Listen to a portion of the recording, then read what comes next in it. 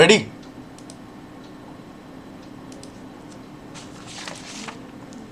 সবাই খাতা পেন নিয়ে বসো কিন্তু, কারণ আমি যে ইনিশিয়ালি যে পড়াশোনাগুলো করব সেটা কিন্তু নোট ডাউন করবে। আমি অফলাইন ক্লাসেও তাই বলি আর অনলাইন ক্লাসে তাই বলবো যে এটাকে স্ক্রিন হিসাবে দেখো, কিন্তু খাতা পেনটা নিয়ে বসো, কারণ আমি হয়তো অনেক কিছু অ্যারো অ্যারো দিয়ে বোঝাবো, সেগুলো তোমার ইনিশিয়ালি কাজে লাগবে, কারণ তোমার ওই পড়াটা রিভাইজ করার জন্য। আর নোট যেটা দেবো সেটা তোমাকে মেমোরাইজ করার জন্য সাহায্য করবে, বা তোমার যেটা পাঠ্যপুস্তক যেগুলো পড়ো সেই টেক্সটটাকে তোমার বোঝার জন্য সাহায্য করবে এই in short arrow arrow conceptual ব্যাপার স্যাপারগুলো। তাই তোমরাও এই অ্যারো অ্যারো দিয়েই যেটা করছি আমি সেটা টুকে রেখো। আমি যেটা করব এই নোটপ্যাডে সেটাও তোমার একটা পিডিএফ দেবো, সঙ্গে সঙ্গে যেটা একদম টেক্সট যে ক্লাসের যে নোট সেটাও পিডিএফ দেবো। ওকে, মানে আমি রাফ ওয়ার্কটাও দেবো, আবার লেখা যেগুলো থাকবে টেক্সট সেটাও দেবো পিডিএফ, দুটো ধরনের পিডিএফই দেবো। তবু বলবো যারা লাইভ ক্লাস করছো তাদেরকে নিজেও খাতায় লিখতে, তার কারণ তাহলে একবারই পড়াটা এখানেই মুখস্থ হয়ে যাবে, যাতে সেকেন্ড টাইম পড়া মুখস্থ করতে সময় না লাগে। কারণ আমাদের কিন্তু 30 দিন পড়া, তো তাই জন্য ক্লাসেই যদি পড়া মুখস্থ করে ফেলতে পারি সেটা কিন্তু একদিক থেকে ভালো হয়, যাতে আমার পড়াটা পরবর্তীকালে রিভিশনে আমার উঠে আসে। ঠিক আছে? ক্লিয়ার কথা? আর সবাই আবার বলছি, আমি আগের দিনও গতকালকেও বলেছি যে আমার সাথে ইন্টারাকশান করো, না হলে কিন্তু আমি বুঝতে পারবো না তোমরা আদৌ বুঝছো কি বুঝছো না। আর তোমাদের যদি প্রবলেমটাই বুঝতে না পারি তাহলে আমি নিজেকে আরও ভাঙবো কী করে, বা আফটার অল মেন্টরশিপটা হবে কী করে, পরীক্ষার জন্য তো তাহলে উপযোগী হবে না। তার জন্য আমাকে সাথে কমিউনিকেট করো। ওকে, চলো শুরু করি। আজকের স্কেডিউল অনুযায়ী আমাদের টপিক ছিল জিওগ্রাফি। তো জিওগ্রাফিতে আমাদের কি কি পড়তে লাগবে? পড়তে লাগবে তিনটে জিনিস। একটা হচ্ছে ফিজিক্যাল জিওগ্রাফি, মানে বাংলায় প্রাকৃতিক ভূগোল। 2 লাগবে ইন্ডিয়ান জিওগ্রাফি, এবং 3 লাগবে ওয়েস্ট বেঙ্গলের জিওগ্রাফি। আমি ক্লাসটা করছি এরমভাবে, ধরেই নিচ্ছি একদম তোমরা কিছু জানো না, জানতেই পারো আমার থেকে অনেক কিছু তোমরা, কিন্তু আমি ধরেই নিচ্ছি যে তোমরা কিছু জানো না সেরমভাবে। একদম বেসিক জায়গা থেকে শুরু করছি আমি। ওকে, এবং বেসিক জায়গা থেকে করতে করতে মানে একদিকে ওপর দিকে উঠবো। তো 3টে জিনিস আমরা দেখবো জিওগ্রাফিতে, যেটা আমাদের পরীক্ষার জন্য লাগবে। সেটা হচ্ছে প্রাকৃতিক ভূগোল, ফিজিক্যাল জিওগ্রাফি, দেন ইন্ডিয়ান জিওগ্রাফি, দেন ওয়েস্ট বেঙ্গলের জিওগ্রাফি। প্রথমে যদি আমরা ফিজিক্যাল জিওগ্রাফি আসি, তাহলে আমরা কী কী জিনিস শুরু করব। আমরা ইন্ডিয়ান জিওগ্রাফি যাব, ওয়েস্ট বেঙ্গল জিওগ্রাফি যাব, ধীরে সুস্থে যাব। তার আগে ফিজিক্যাল জিওগ্রাফিটা, যেটা বেসিক জিনিস যার ওপর ভিত্তি করে ইন্ডিয়ান এবং ওয়েস্ট বেঙ্গল দাঁড়িয়ে রয়েছে, তো সেইগুলোকে আগে ফার্স্টে ক্ল্যারিফাই করতে হবে, যেখান থেকে মেনলি কোশ্চেনগুলো, কারণ কনসেপচুয়াল মেনলি আসছে, প্রিলিমসেও আসছে, মেন্সে তো আসছেই। ওকে, প্রথমে আমাকে যেটা উত্তর দাও, আমি আবার বলছি আমার সাথে কমিউনিকেট করবে, চুপচাপ একদম থাকবে না। প্রথমে আমাকে উত্তর দাও, ফিজিক্যাল জিওগ্রাফি যখন আমরা বলি প্রাকৃতিক ভূগোল, সেটা কার সম্বন্ধে বোঝায়? কার ফিজিক্যাল নিয়ে কথাবার্তা বলা হয়?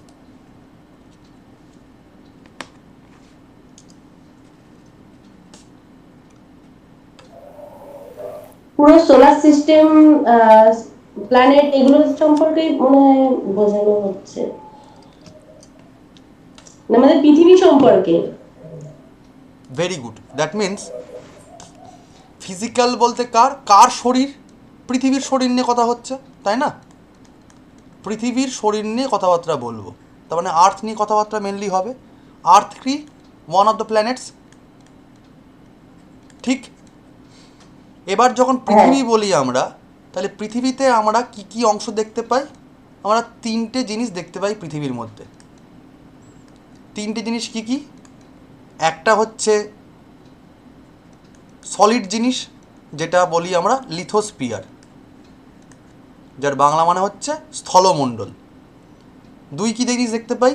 যেখানে বাতাস থাকে, দ্যাট মিন্স অ্যাটমসফিয়ার, যার বাংলা মানে হচ্ছে বায়ুমণ্ডল। আর 3 নম্বরটা হচ্ছে যেখানে জলরাশি থাকে, দ্যাট মিন্স হাইড্রোস্ফিয়ার। এই 3টে মণ্ডল মিলেই তো পৃথিবীটা তৈরি হয়, তাই না? ক্লিয়ার তো? এটুকু একদম বেসিক জিনিস। এবার এই যে যখন স্থলমণ্ডল কথাটা বলি, আমরা লিথোস্ফিয়ারের কথা বলি, ঠিক আছে, তো লিথোস্ফিয়ার স্থলমণ্ডল, দ্যাট মিন্স এটা কী নিয়ে? সলিড জিনিস। এটা কী নিয়ে? অ্যাটমসফিয়ার, গ্যাস নিয়ে। এটা কী নিয়ে? জল নিয়ে, ওয়াটার নিয়ে। সলিড বলতে কী বোঝাচ্ছি আমরা? রক বোঝাচ্ছি, শিলা, ঠিক। গ্যাস বলতে বায়ুমণ্ডল বিভিন্ন গ্যাসের স্তর বোঝাবো। জল বলতে বিভিন্ন জলমণ্ডলকে বোঝাবো। তিনটি নিয়ে যখন তৈরি হচ্ছে এই পৃথিবী, আর্থ যখন তৈরি হচ্ছে, তার মানে এখান থেকে কতগুলো জিনিস আমরা দেখতে পাই প্রাথমিক স্তরে। পৃথিবীর বিভিন্ন রকম রূপ আমরা দেখতে পাই। কী কী অংশ দেখতে পাই? যেমন দেখতে পাই মহাদেশ বলে একটা জিনিস থাকে, তাই না? কন্টিনেন্ট বলে একটা জিনিস থাকে না? আবার একটা জিনিস দেখতে পাই আইল্যান্ড বলে একটা জিনিস থাকে। আবার দেখতে পাই যে স্ট্রেইট বলে একটা জিনিস থাকে। আবার একটা জিনিস দেখতে পাই যে জলরাশির মধ্যে ওশান বলে একটা জিনিস থাকে, বা সি বলে একটা জিনিস থাকে, বা কখনো কখনো আমরা দেখতে পাই বে অথবা গলফ বলে একটা জিনিস থাকে।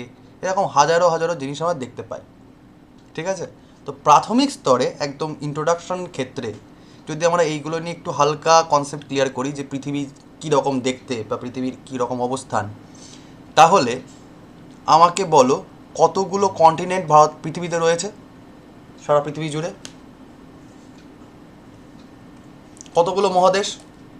আমি কিন্তু একদম বেসিক জায়গাতে শুরু করছি। হ্যাঁ, কতগুলো মহাদেশ? 7টা মহাদেশ, ঠিক আছে? 7টা যদি মহাদেশ হয়, তাহলে আমরা ফটাফট একটুখানি আমরা যা পড়বো না জিওগ্রাফিতে একটু ম্যাপ ওরিয়েন্টেড পড়ার চেষ্টা করি, যাতে পড়াটা মনে থেকে যায়। তো ছোটো করে আঁকার চেষ্টা করি একটুখানি যে এরকম একটা জায়গা। আচ্ছা, ফার্স্টে একটুখানি উত্তর দক্ষিণগুলো চিহ্নিতকরণ করে দিই। এটা উত্তর, এটা দক্ষিণ, এটা পূর্ব, এটা পশ্চিম, সবাই আমরা জানি। তাহলে এইরকম জায়গা করে তোমার রয়েছে নর্থ আমেরিকা, এরকম জায়গা করে তোমার রয়েছে সাউথ আমেরিকা,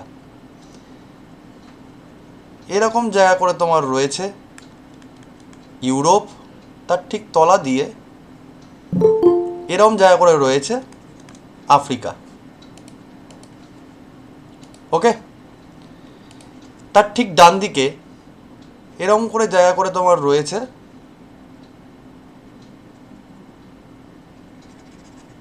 কি? এশিয়া। এবং তার দক্ষিণ দিকটাই পূর্ব দিক করে, দক্ষিণ পূর্ব দিক করে রয়েছে অস্ট্রেলিয়া, অথবা তার তৎসংলগ্ন অনেকগুলো দ্বীপ নিয়ে বলে হয় আমরা ওশেনিয়া, ঠিক? এই তো পৃথিবীর ম্যাপ, তাই না? তাহলে কন্টিনেন্ট গেল কতগুলো? 1 2 3 4 5 6টা। তাহলে আরেকটা কোথায় যাবে? একদম দক্ষিণ দিকে একটা রয়েছে, কি নাম? আন্টার্কটিকা, ঠিক তো? এই তো জিনিস, বেসিক লেভেল থেকে শুরু করছি আমি। এবার আমাকে বলো কতগুলো ওশান রয়েছে, কতগুলো মহাসাগর রয়েছে? তাহলে আমরা একটা মেন জিনিস দেখলাম যে সারা পৃথিবী জুড়ে যে মেন সলিড বা রক অংশ সেটা হচ্ছে কন্টিনেন্ট, ঠিক? তো সলিড রক অংশ কতগুলো রয়েছে? 7টা। আর মেন যে জলরাশি আমরা হাইড্রোস্ফিয়ার বলছি, সেই হাইড্রোস্ফিয়ার কতগুলো রয়েছে সেটা এবার দেখে নিই। কতগুলো তোমার মহাসাগর রয়েছে পৃথিবী জুড়ে? হ্যাঁ, 5টা। কি কি কি কি কি কি নাম কি কি? হ্যাঁ, আচ্ছা, কোথায় কোনটা অবস্থান? প্রশান্ত মহাসাগর উত্তর এবং দক্ষিণ আমেরিকার কোন দিকে হবে? বাঁ দিকে হবে। দ্যাট মিন্স ওয়েস্টের সাইডে অবস্থিত, মানে এদিকে হচ্ছে প্যাসিফিক ওসিয়ান,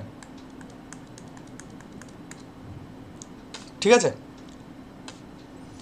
এই উত্তর আমেরিকা এবং দক্ষিণ আমেরিকার ঠিক ডান দিকটা মানে ইস্টের দিকটায়, এবং ইউরোপ এবং আফ্রিকার বাঁ দিকে এর মধ্যবর্তী অংশে একটা ওশান রয়েছে। তার নাম কি বলতে পারবে? Atlantic ocean. ওকে, আফ্রিকা ইউরোপের ঠিক পূর্ব দিকটা মানে ইস্টের দিকটায় এখানটা দেখতে পাচ্ছ একটা এম শেপের মতো জায়গা রয়েছে, দেখতে পাচ্ছ? দেখতে অনেকটা এম এর মধ্যে দেখতে, ইংরেজি অক্ষর। এই যে এম সমান যে জায়গাটা, একে আমরা কি বলি? Indian Ocean. হলো। প্রশান্ত মহাসাগরটা তো এদিকে ঘুরে গেছে, কারণ পৃথিবী তো গোল। তাহলে অস্ট্রেলিয়া বা এশিয়ার পূর্ব দিকে কী রয়েছে? প্যাসিফিক ওশিয়ানই রয়েছে, ঠিক। উত্তর গোলার্ধে কী রয়েছে? Arctic Ocean.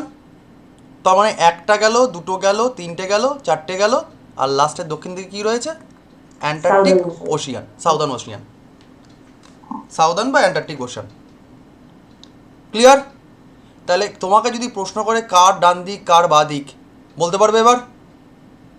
কোশ্চেন কিন্তু মেন্সে আসে, পিলিতে এরকম কোশ্চেন না দিলেও মেন্সে কিন্তু ওয়ার্ল্ড ম্যাপ থেকে সেরকমভাবে তোমাদের তো সিলেবাসে নেই, তবু একটি অ্যাসপিরেন্টের প্রাত্যহিক মানে পরিচয়ের জন্য এই কোশ্চেনগুলো কিন্তু আসে, মেন্সে কিন্তু আসে। তাই কার ডান দিক কার বাঁ দিক এটা মনে থাকবে। আমি কি বললাম আবার? ও নর্থ আমেরিকার বাঁ দিকে কি থাকছে? Pacific Ocean. তাহলে সাউথ আমেরিকারও বাঁ দিকে তোমার থাকছে প্যাসিফিক ওশিয়ান। এটাই আবার পৃথিবী গোল হয়ে ঘুরে যাচ্ছে, তার মানে এশিয়ার ডান দিকে বা অস্ট্রেলিয়ার ডান দিকে প্যাসিফিক ওশিয়ান থাকছে। ওকে। নর্থ আমেরিকা, সাউথ আমেরিকা এবং ইউরোপ আফ্রিকার ঠিক মাঝখানে কি রয়েছে? Atlantic Ocean. ইউরোপ আফ্রিকার পূর্ব দিকে, এশিয়ার দক্ষিণ দিকে এবং অস্ট্রেলিয়ার বাঁ দিকে, যেটা এম শেপেও দেখতে, সেটা কি ওশিয়ান? Indian Ocean. ইউরোপের ওপর দিকে বা প্রত্যেকটা মহাদেশেরই উত্তর দিকে, উত্তর গোলার্ধে কী রয়েছে? আর্কটিক ওশিয়ান বা সুমেরু মহাসাগর, এবং দক্ষিণ দিকে কুমেরু মহাসাগর বা আন্টার্কটিক বা সাউদার্ন ওশিয়ান। Clear concept? এবার এখান থেকে যদি কোশ্চেন আরও টাফ আসে বা মেন্সে যেমন কোশ্চেন দেয়, এটা যেমন ডান দিক বা দিক তোমাকে জিজ্ঞাসা করতে পারে কোনটা কি, কোশ্চেন আসতে পারে দুই রকমভাবে। যে একটা কোশ্চেন আসতে পারে যে লার্জেস্ট এরিয়া ওয়াইজ কোন মহাদেশ সবচেয়ে বড়, অথবা বলতে পারে যে মানে ক্রোনোলজিক্যালি সাজাও, মানে অ্যাসেন্ডিং অর্ডারে সাজাও বা ডিসেন্ডিং অর্ডারে সাজাও। তুমি প্রথম থেকেই বলো সব থেকে বড় সাইজের মহাদেশ কোনটা? এশিয়া। হ্যাঁ, Asia. Asia.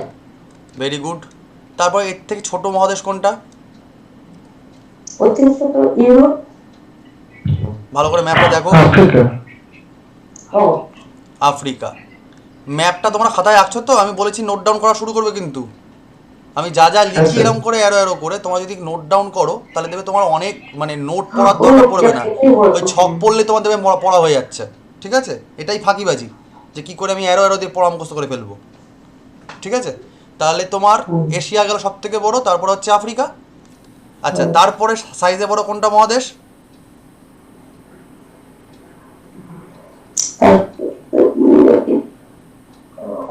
Area wise? North America. North America. Very good. তারপর সাইজে বড়? South Africa. South America. South America. 5 নম্বর? 5 নম্বর ইউরোপ। ওটা হবে স্যার। 5 নম্বর ইউরোপ। ইউরোপ। ইউরোপ নাকি আন্টার্কটিকা? লিখে একবার। এই যে স্যার, ম্যাডাম, আন্টার্কটিকা। আন্টার্কটিকা থেকে ইউরোপ তো বড়ই লাগছে। ওই আমার ছবি অনুযায়ী, সরি ছবিটা অনুযায়ী হয়ে গেছে, আমি তো ভালো ছবি আঁকতে পারি না। বড় করে ফেলেছি। ঠিক আছে? ওটা হচ্ছে আন্টার্কটিকাটা সব থেকে বড়, 5 নম্বরে রয়েছে। 6 নম্বরে কি? 6 নম্বরে হচ্ছে ইউরোপ। এবং 7 নম্বরে কি? অস্ট্রেলিয়া আর ওশেনিয়া। আবার মুখে মুখে বলো আমার সাথে সাথে, র্যাঙ্কিংটা বলো। Asia, Africa, North America, South America, Antarctica, Europe, Australia আর ওশেনিয়া। মুখে মুখে বলো, মুখস্থ হয়ে যাবে এখনই। বলো বলো বলো, Asia, Africa, North America, South America, Antarctica, Europe, Australia. কই আওয়াজ শুনতে চাই আমি, পড়া এখানেই হবে। Asia, Africa, North America, South America, Antarctica, Europe, Australia, Oceania. মুখস্থ হয়েছে? ও লোকজন, আমি কিন্তু ওই মানে দামড়া বলে ভাবছি না, তোমরা দামড়া স্টুডেন্টের পড়া হবে না, মুখে মুখে বলতে হবে, যাতে ছোটোবেলার মতো পড়া মুখস্থ হয়ে যায় ক্লাসেই। হয়েছে এটা? আচ্ছা, এবার তোমার যদি এটা লার্জেস্ট এরিয়া ওয়াইজ বলে তাহলে প্রশ্ন আসতে পারে এবং আসেও, সেটা হচ্ছে লার্জেস্ট পপুলেশন ওয়াইজ,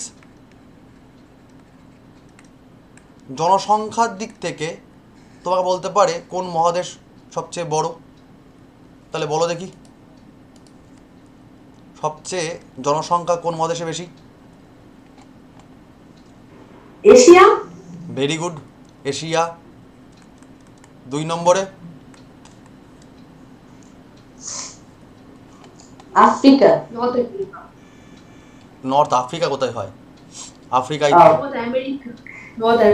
না, আফ্রিকা।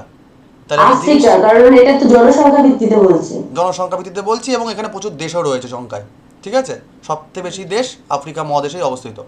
তাহলে একটা জিনিস খেয়াল করে দেখো, একটা জিনিস কমন পাচ্ছ, 1 আর 2 নম্বর পজিশন সেম সেম। মনে থাকবে? মনে থাকবে 1 আর 2 নম্বর position same same area wise অথবা পপুলেশন ওয়াইজ। ওকে, খেয়াল করা গেল?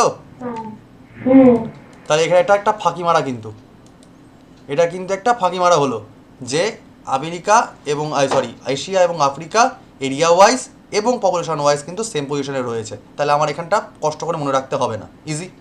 এবার চাপটা হবে পরেরগুলোতে। 3 নম্বর পজিশনে কে আছে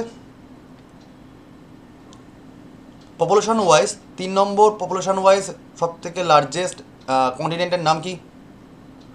Europe sir. Europe, very good. ইউরোপেও অনেকগুলো দেশ রয়েছে। দেন 4 নম্বরে, 4 সাউথ নম্বরে Africa, South America. North America madam, ও আচ্ছা। North America.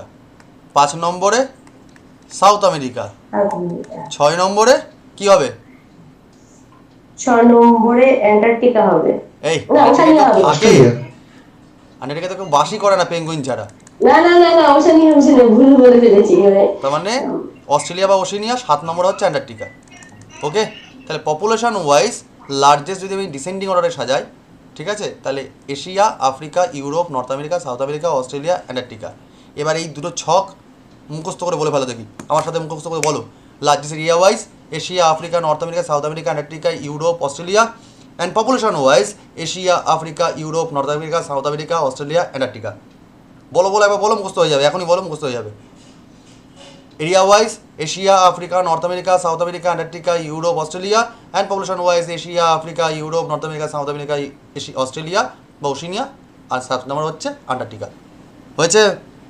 মনে থাকছে? মনে থাকছে? তাহলে আমরা মোটামুটি কি দেখলাম এখান থেকে?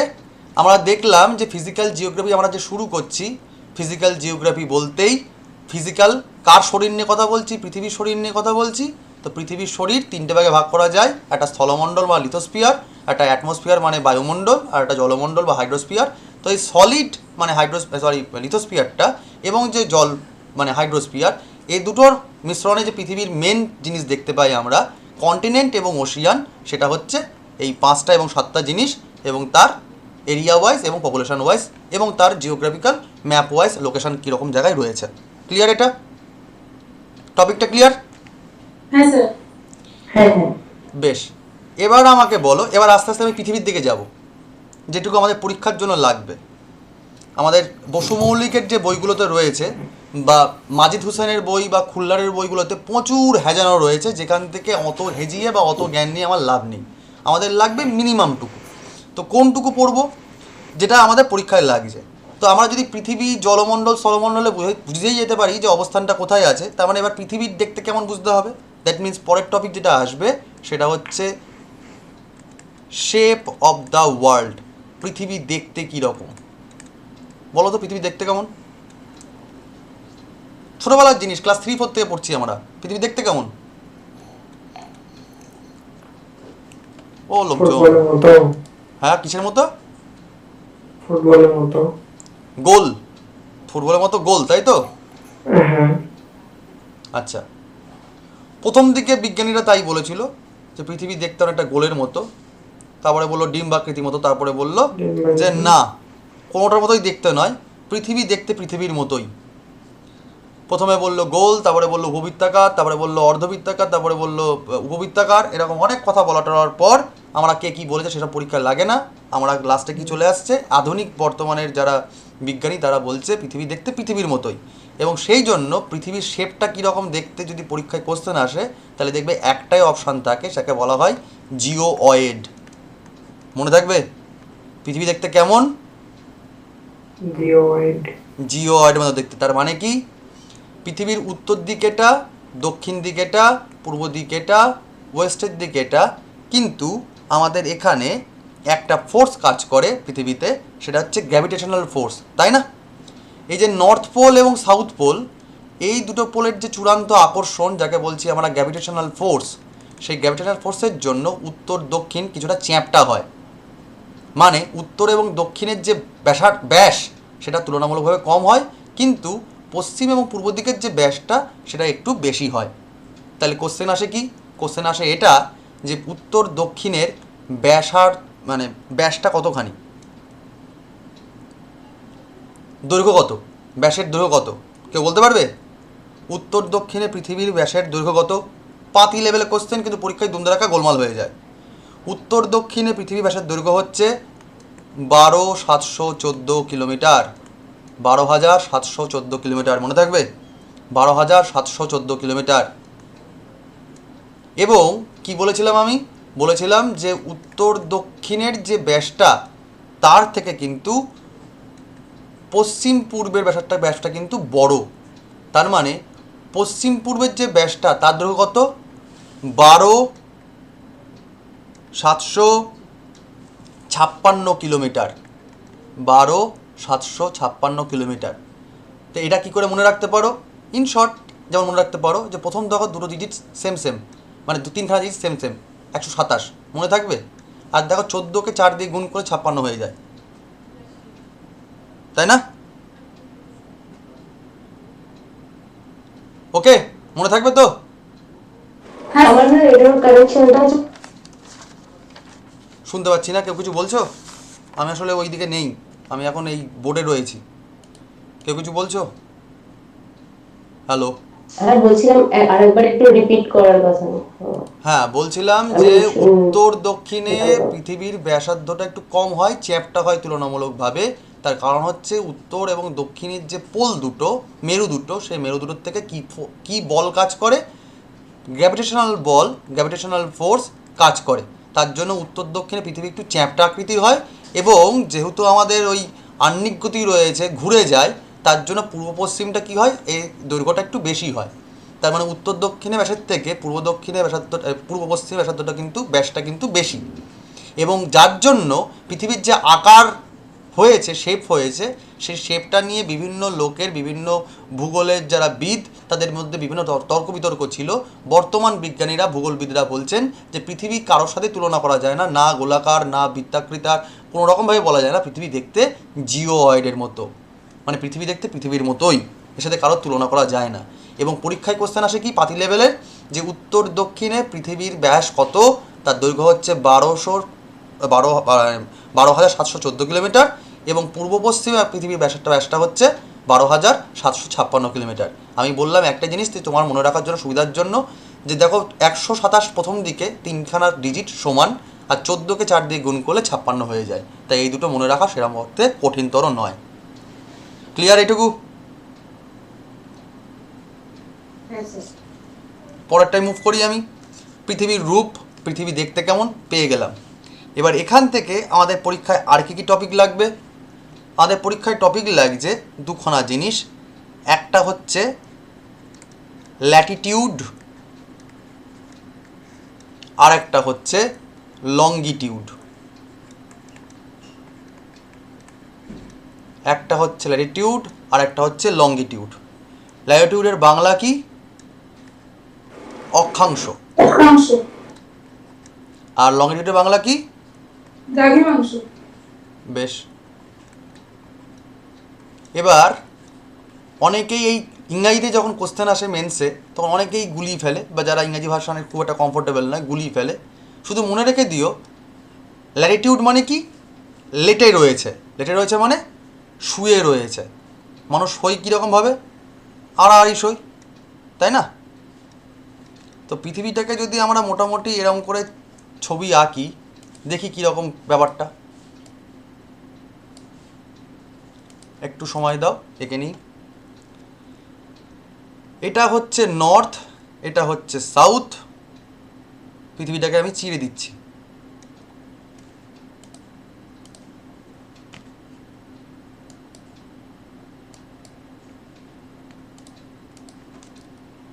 পৃথিবীর ঠিক মাঝ বরাবর যে রেখাটা যায় তাকে কি বলে গো? পূর্ব পশ্চিমে যে মাঝ বরাবর রেখাটা যায় তাকে কি বলে? নিরক্ষরেখা বলে, তাই না? ইকুয়েটর বলা হয় বা নিরক্ষরেখা বলা হয়, ঠিক আছে? তার মানে মাঝ বরাবর যে যে পয়েন্টটা পায় কেন্দ্র, সেটা কত ডিগ্রি? 0 ডিগ্রি। উত্তর দিকে সোজাসুজি এই অ্যাঙ্গেলটা কত ডিগ্রি? 90 ডিগ্রি। 90 degree north. আর এই অ্যাঙ্গেলটা কত ডিগ্রি? 90 degree south. কার একটু আওয়াজ হচ্ছে? একটু মাইক্রোফোনটা অফ করে দাও, আবার কথা বলার সময় অন করে নিও। উত্তর ডিগ্রি নর্থ এবং দক্ষিণ ডিগ্রি 90 ডিগ্রি সাউথ। এবার হচ্ছে কি বলছিলাম, ল্যাটিটিউড মানে হচ্ছে লেটে থাকে, মানে শুয়ে থাকে। তার মানে নিরক্ষরেখার উত্তর দক্ষিণে শুয়ে থাকছে, ঠিক আছে? তার মানে অক্ষাংশ রেখা কীরকম হয়? অনেকটা দেখতে এরকম হয়। পৃথিবীটাকে যদি আমি আরও একটু ভালো করে চিরি, তাহলে দেখবো কীরকম দেখতে হচ্ছে। পৃথিবী দেখতে হচ্ছে এরকম আকারে।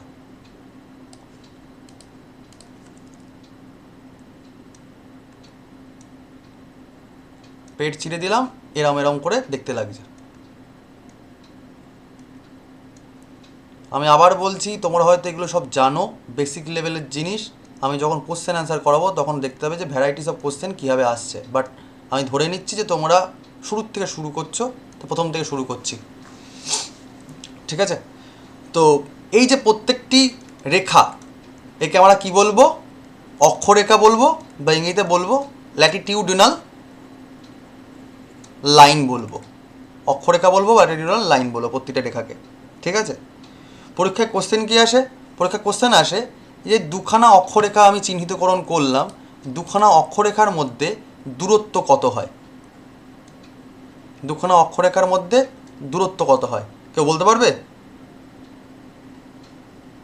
111.1 কিমি। 111.1 কিমি, বা পরীক্ষার অপশনে থাকে 111 কিলোমিটার। ওকে, আচ্ছা, কতগুলো এইরকম ল্যাটিটিউডিনাল লাইন রয়েছে? কতগুলো অক্ষরেখা রয়েছে টোটাল?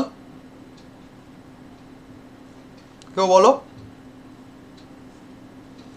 উত্তর দিকে কতগুলো? 180টা। উত্তর দিকে কতগুলো? 90টা। 90 ডিগ্রি রয়েছে বলে 90টা লাইন হবে নিশ্চয়ই। দক্ষিণ দিকে কতগুলো রয়েছে? 90টা, 90। ঠিক আছে? কিন্তু এই যে রেখাটা 0 ডিগ্রি নিরক্ষরেখা, তুমি যেটা করছো সেটা দেখো দুবার করে কাউন্ট করলে না? তাই জন্য কী হবে, মানে একবার তো তোমার মধ্যে ইনক্লুড হয়েই রয়েছে, তাই না? তার মানে দেখো এই দিকেও তোমার 80টা, এই দিকেও তোমার হচ্ছে এই 90টা, এই দিকেও তোমার হচ্ছে 90টা, কত হয়? 180। আর মাঝখানে তুমি এটাকে বারবার করে কাউন্ট করছো, তার মানে একটা বাদ, তাহলে কতগুলো লেখা হবে? 179টা হচ্ছে টোটাল ল্যাটিটিউডিনাল লাইন। মনে থাকবে? পরীক্ষা কোশ্চেন আসে দুখানা কোশ্চেন বেসিক লেভেল থেকে, কতগুলো ল্যাটিটিউডিনাল লাইন রয়েছে? 179টা, এবং তাদের মধ্যে দূরত্ব কত? 111.1 কিলোমিটার, বা মোটামোটাভাবে 111 কিলোমিটার। ক্লিয়ার? ঠিক একই রকমভাবে যদি আমরা দ্রাঘিমা রেখাটা চিহ্নিতকরণ করি, এগুলো খুব ছোটোবেলার জিনিস এবং ইজি জিনিস, তাহলে পৃথিবীকে আমরা এবার উত্তর দক্ষিণে এরমভাবে কাটব। এবং দ্রাঘিমা মানে কি? দৈর্ঘ্য। লঙ্গি মানে কি? লং মানে দৈর্ঘ্য। দৈর্ঘ্য কোত্থেকে হবে? উপর থেকে দক্ষিণ দিকে হবে, নর্থ থেকে সাউথে হবে। তো এরমভাবেও রেখাগুলো ছড়িয়ে ছড়িয়ে রয়েছে। ওকে, তার মানে এখানে যদি দেখা যায় তাহলে পিছন দিকেও দেখা যাচ্ছে সমানভাবে। তাহলে তুমি বলো আমাকে, এই যে টোটাল যদি বৃত্তটা কত ডিগ্রি হচ্ছে? টোটাল বৃত্তটা, পৃথিবীর পুরো গোলটা কত ডিগ্রি হয়? একটা জিরো মানে এটা তুমি বৃত্ত যদি আঁকো কত ডিগ্রি, এর মানে 360 ডিগ্রি, তাই না? তাহলে পৃথিবীর টোটাল বৃত্তটা হচ্ছে তোমার 360 ডিগ্রি। কিন্তু যদি আমি নর্থ থেকে সাউথে চিরে দিই তাহলে কত ডিগ্রি পাবো? এই দিকে 180টা পাবো, এই দিকে 180টা পাবো, ঠিক কি না? দুই দিকে আমরা 180 করে পাচ্ছি, কিন্তু আমরা দেখছি কি চোখের সামনে একটা দেখতে পাচ্ছি আর পৃথিবীর পিছন দিকটা তো একটা রয়েছে 180টা। তাই সব মিলিয়ে 180টাই কিন্তু ঘুরিয়ে ফিরিয়ে আসছে। মানেটা কি? আমি যদি লাল কালিতে আঁকার চেষ্টা করি তাহলে দেখো যেটা চোখের সামনে দেখতে পাচ্ছি, মানে এই যে রেখাটা যদি আমি আঁকি তাহলে দেখো এটা তো আমি আঁকছি সামনে দিয়ে, আর পিছন সাইডটা দিয়ে যেটা পৃথিবীর অপর প্রান্ত পিছন দিকটা, সেখান দিয়ে তো একটা রেখা চলে যাবে। এটা তো একই রেখা আসলে। মানে এই যেটা আমি কাটছি এরমভাবে, এর পিছন সাইডটা, বলের ধরো পিছন সাইডটা, সেটাও তো একটা রয়েছে, একই তো বৃত্ত, মানে একই লাইন। Clear concept? যারা যারা ক্লাসে রয়েছো কনসেপ্ট কি ক্লিয়ার এটুকু? কারো কোনো প্রশ্ন নেই তো? না স্যার নেই। বেশ, তাহলে কতগুলো রেডিকুলার লাইন, লংগিটিউডাল লাইন হবে, কতগুলো দ্রাঘিমা রেখা হবে? কতগুলো তোমার দ্রাঘিমা রেখা হবে পট করে বলো? 180 180, কিন্তু মাঝেরটা তুমি কাউন্ট করছো একবার করে, তার মানে একটা বাদ আবার, তার মানে 179টাই হবে। মানে অক্ষরেখা এবং দ্রাঘিমা কী হলো? সমান সমান হলো কি না? হ্যাঁ সমান হলো। সমান হলো। এবার একটা জিনিস ভালো করে খেয়াল করো, দ্রাঘিমারেখাতে কী বলেছিলাম, সরি অক্ষাংশ রেখায় কী বলেছিলাম, যে দুখানা অক্ষরেখার মাঝের দূরত্ব হচ্ছে 111 কিলোমিটার। বুঝতে পারছিলাম দুখানা অক্ষরেখার মাঝে মেরুর দিকে কি দূরত্ব বাড়ে না কমে, বা এরকম কিছু কিছু হয় কি, নাকি সেম থাকে? আমি যদি নিরক্ষরেখা থেকে যত উত্তরের দিকে যাব বা দক্ষিণের দিকে যাব, দুটো অক্ষরেখার মধ্যে দূরত্ব কি বাড়বে বা কমবে, এরকম কিছু হবে?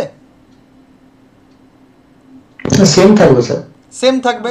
তার কারণ এদের দূরত্ব সমান সমান হয়ে যাচ্ছে, কারণ এদের ডিগ্রি শুধু জাস্ট চেঞ্জ হয়ে যাচ্ছে।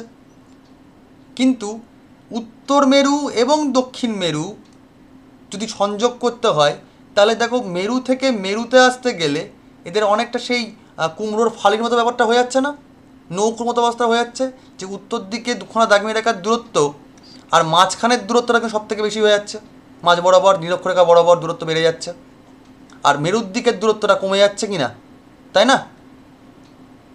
তাই না? হ্যাঁ তাহলে ইকুয়েটর লাইনে বা নিরক্ষরেখা অঞ্চলে দুখানা দ্রাঘিমা রেখার মধ্যকার দূরত্ব সব থেকে বেশি। দুখানা দ্রাঘিমা রেখার দূরত্ব সব থেকে বেশি কোথায়? নিরক্ষরেখা বরাবর, ঠিক? হ্যাঁ তাহলে সব থেকে দূরত্ব দুখানা দ্রাঘিমা রেখার মধ্যে নিরক্ষরেখা যদি হয়ে থাকে, সেটা কত কিলোমিটার? সেটা কত কিলোমিটার? 111 কিলোমিটার না না না। 111.3 কিলোমিটার। 111.3 কিলোমিটার। এটা যেমন 111.1 কিলোমিটার, আর এটা হচ্ছে 111.3 কিলোমিটার।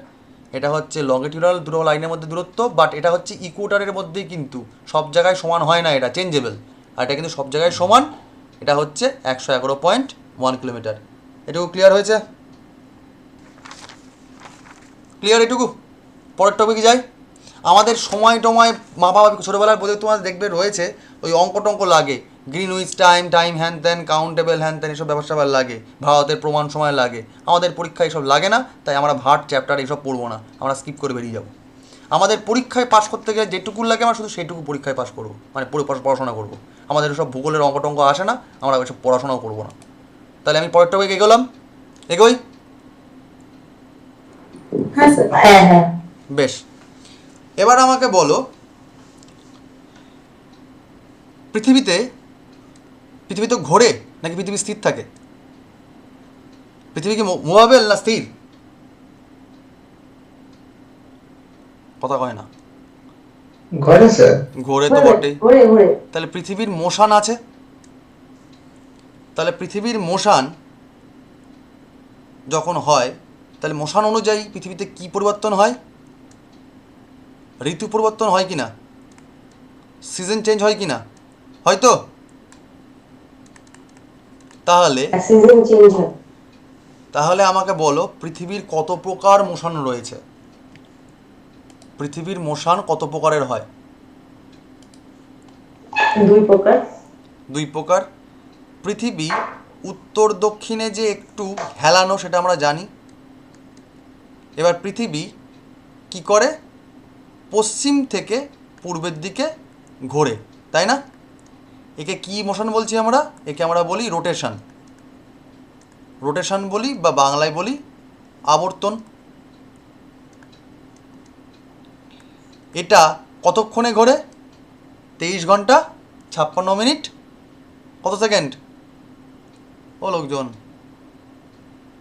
হ্যালো। 48 সেকেন্ড। বেশ, তাহলে মোটামোটাভাবে এটা তোমার হচ্ছে গিয়ে 24 ঘন্টা অ্যাপ্রক্সিমেটলি ধরে নিই আমরা পৃথিবী আবর্তন করে পশ্চিম থেকে পূর্ব দিকে। ঠিক আছে, পশ্চিম থেকে পূর্ব দিকে পৃথিবী রোটেশন করে 24 ঘন্টায় গড়ে। এর জন্য কি হয়? এর ফলটা কি? এর ইফেক্টটা কি হয়? ইফেক্টটা হচ্ছে দিন রাত্রি হচ্ছে। তাহলে দিন রাত্রির কারণ হচ্ছে কোন মোশন? দিন রাত্রির কারণ হচ্ছে রোটেশন। একটা উত্তর, একটা কোশ্চেন। দিন রাত্রি হয় কিসের জন্য? এবার এছাড়া আরেকটা কি হয়? পৃথিবী ঘুরতে ঘুরতে এরকমভাবে নিজের কক্ষপথের ঘুরতে ঘুরতে সূর্যের চারিদিকেও কি করে? পরিক্রমণ করে। তাহলে পৃথিবীর আরেকটা মোশনও রয়েছে, তাকে আমরা কি বলি? রেভলিউশন বলি, বা বাংলায় বলি পরিক্রমণ গতি।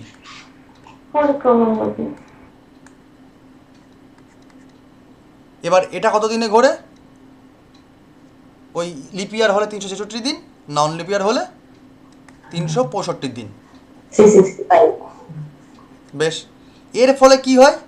এর ফলে হয় ঋতু পরিবর্তন, সিজন চেঞ্জ হয়। সিজন চেঞ্জে মেনটা কি হয়? মেন দুটো জিনিস হয়। একটা হচ্ছে সামার হয়, গ্রীষ্ম, আর একটা কি হয়? উইন্টার হয়, শীতকাল। এবার এর ফলেও কিন্তু দিন রাত্রির তারতম্য দেখা যায়। সামারে দিন হয় কি বেশি আর রাত্রি হয় কি কম, আর উইন্টারে দিন হয় কি কম, রাত্রি হয় কি বেশি। ছোটোবেলার জিনিস। এবার এই যে দিন রাত্রি চেঞ্জ হচ্ছে, তার সময়কাল বা তার এক্সপেনশনটা চেঞ্জ হচ্ছে, সামার উইন্টার হচ্ছে, এটা কেন হচ্ছে? কোন অবস্থানে হচ্ছে? এবার এইটা নিয়ে তোমরা প্রচুর বইপত্র পড়ো, প্রচুর নোট থাকে। আমি জাস্ট একটা ছকে বুঝিয়ে দেবো, দেখো 3 পৃষ্ঠার পড়া একবারে হয়ে যাবে। একটু আমাকে ছবি আঁকতে দাও।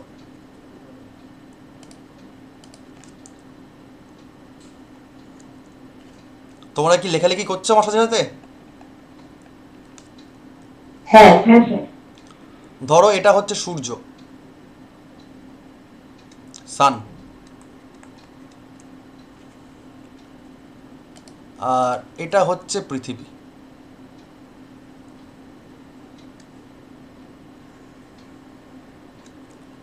চারটে সময়, চারটে অবস্থান আমরা মোটামুটি আঁকছি।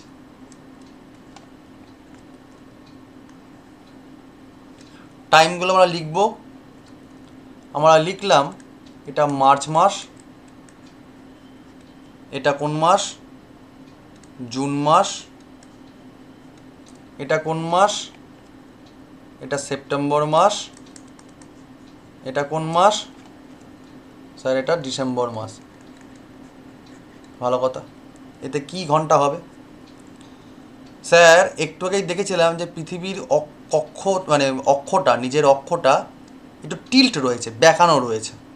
উত্তর দক্ষিণে নিজের অক্ষটা উত্তর দক্ষিণ মেরু অনুযায়ী একটু বেঁকানো। ভালো কথা, বেঁকানো। ছোটোবেলায় আমরা জানি সেটা বেঁকানো অবস্থায় রয়েছে, দুটো পোল। এতে কি হলো? এতে স্যার একটা কাণ্ড হয়ে গেছে।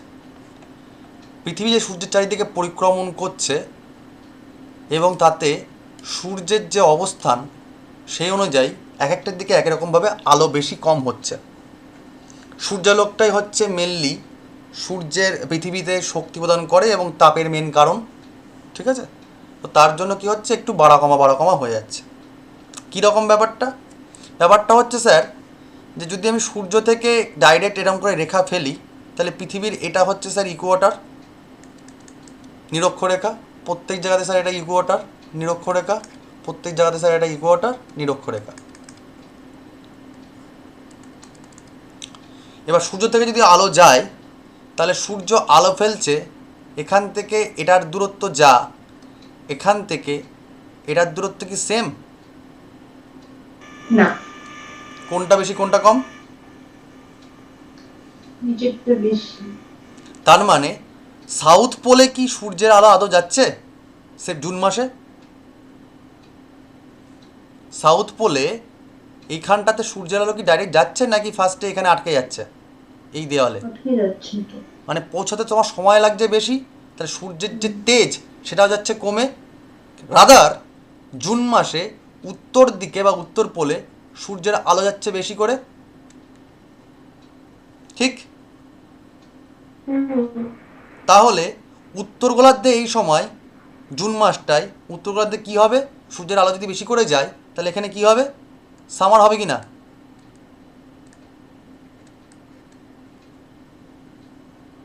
সূর্যের আলো যদি বেশি করে যায় তাহলে সামার হবে তো, গরম বেশি করে লাগবে তো। হ্যাঁ, আর দক্ষিণ গোলার্ধে যদি সূর্যের আলোটা নাই পৌঁছায় তাহলে কি হবে?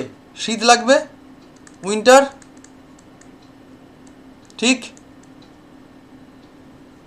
একই রকমভাবে উল্টো দিকটা দেখো, ডিসেম্বর মাসে কি হয়?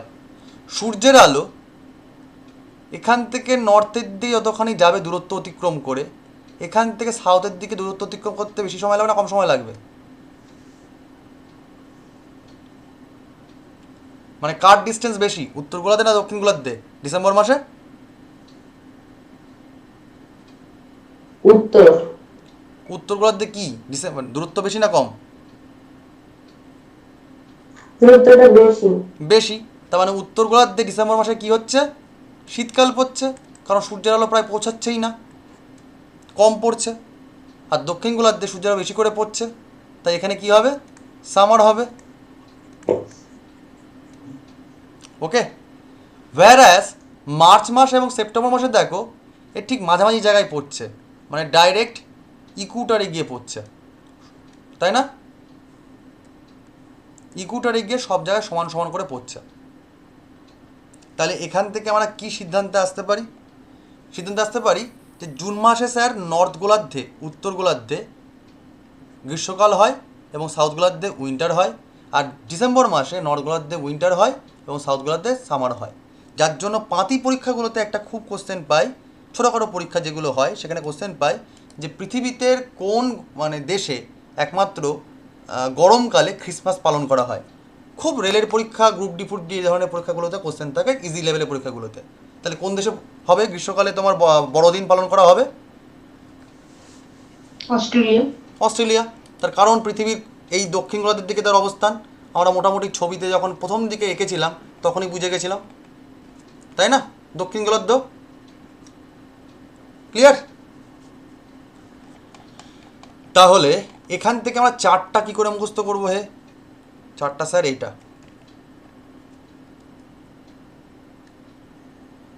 সেটা কি? সেটা এরকম চারটে টুকরো করো, মানে চারটে কলাম করো।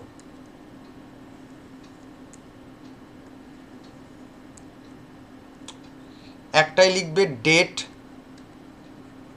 তারিখ, একটাই লিখবে সূর্যের অবস্থান বা পজিশন অফ সান, একটাই লিখবে সিজন ঋতুটা কী ছিল, আরটা লিখবে দিনরাত্রির মাত্রা কেমন হয়, বাড়ে না কমে।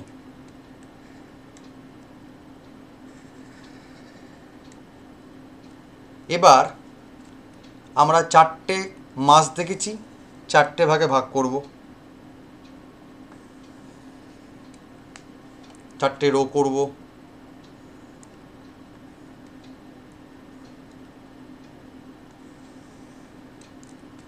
তারিখ কি? ফার্স্টে আমরা জুন মাসটা নিয়ে পড়াশোনা করছিলাম, তো জুন মাসে তারিখ লিখব 21শে জুন। 21শে জুনে সূর্যের অবস্থান অ্যাকচুয়ালি কোথায় ছিল? খুব মনোযোগী দেখো তাহলে আমরা জানি ইকুয়েটরের ঠিক উত্তর গোলার্ধে যদি আমরা 23.5 যাই তাহলে কী রেখা পাই গো? 23.5 নর্থে কী রেখা পাই? কী রেখা পাই গো 23.5 নর্থে? কর্কটক্রান্তি রেখা পাই তো? হ্যাঁ, ট্রপিক অফ ক্যান্সার বলি তাকে, কর্কটক্রান্তি রেখা। আর যদি দক্ষিণ গোলার্ধের দিকে যাই ওই 23.5 দক্ষিণ, তাহলে আমরা কী রেখা পাই? মকরক্রান্তি রেখা, মকর রেখা, মকরক্রান্তি রেখা, তার মানে টপিক অফ ক্যাপ্রিকন। তুমি দেখো সূর্যের আলো কিন্তু ডিরেক্ট কোথায় অবস্থান করছে? ট্রপিক অফ ক্যান্সারে করছে 21শে জুন। একদম লম্বলম্বী কোথায় পড়ছে? লম্বলম্বীভাবে পড়ছে কিন্তু 23.5 নর্থে। তাহলে পজিশনটা কোথায় লিখবো? কি লিখবো? ট্রপিক অফ ক্যান্সার লিখবো। ওকে, সূর্যের অবস্থান। এবার সিজন কি হচ্ছে? সিজন দুটো গোলার্ধে দুই রকম দেখতে পাচ্ছি। নর্দার্ন হেমিস্ফিয়ারে বা উত্তর গোলার্ধে কী দেখতে পাচ্ছি? একটু আগেই দেখলাম সামার পেয়েছিলাম, এবং সাউদার্ন হেমিস্ফিয়ারে কী পেলাম? উইন্টার পেলাম। স্যার টক করে লিখে ফেলি, নর্দার্ন হেমিস্ফিয়ারে পেলাম সামার এবং সাউদার্ন হেমিস্ফিয়ারে পেলাম উইন্টার। স্যার যখন এটা বুঝেই যাচ্ছি স্যার টক করে এটাও আমার চিহ্নিতকরণ করে নিই।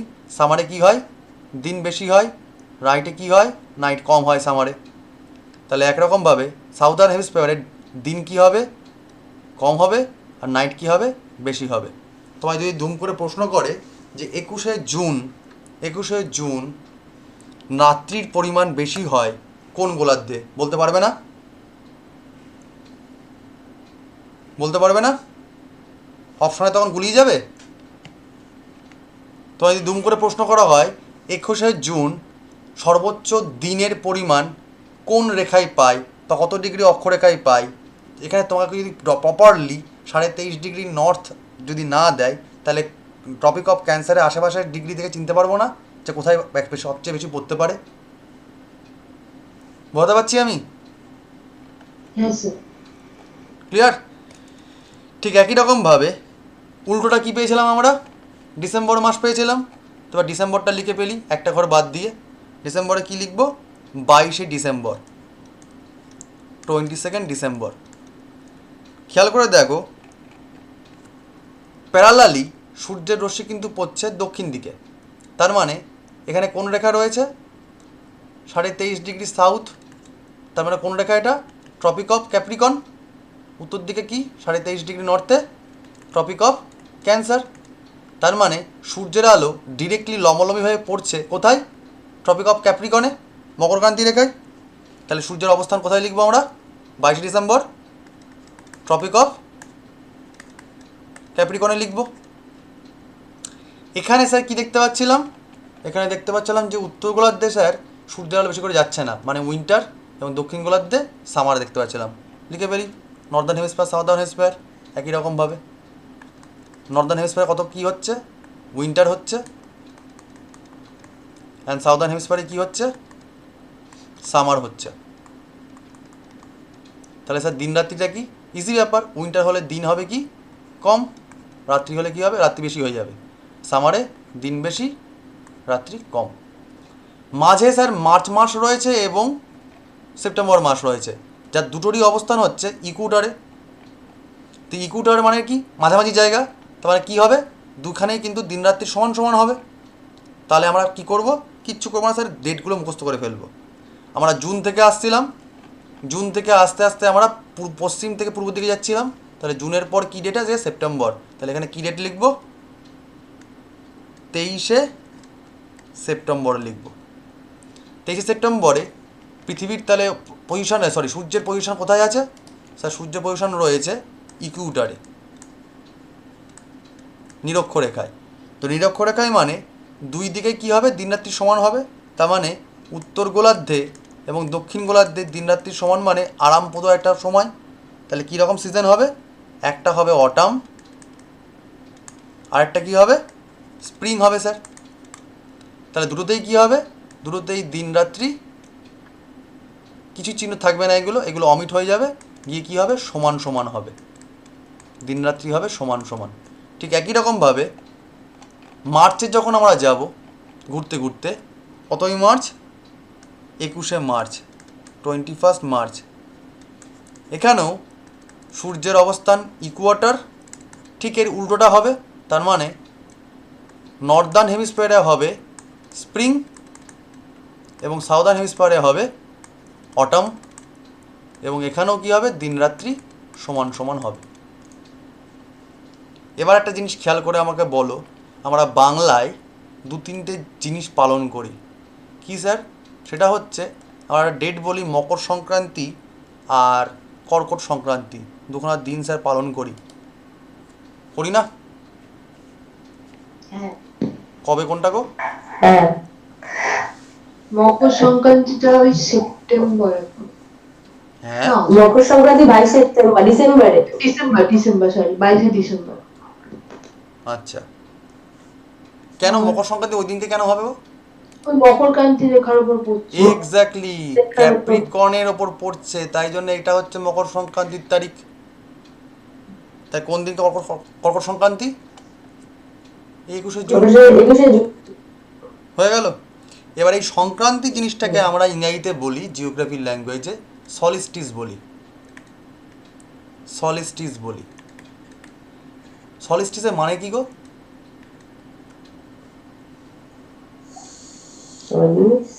তুমি বলো স্যার, একটু আগে তো বলেন সংক্রান্তি বললেন,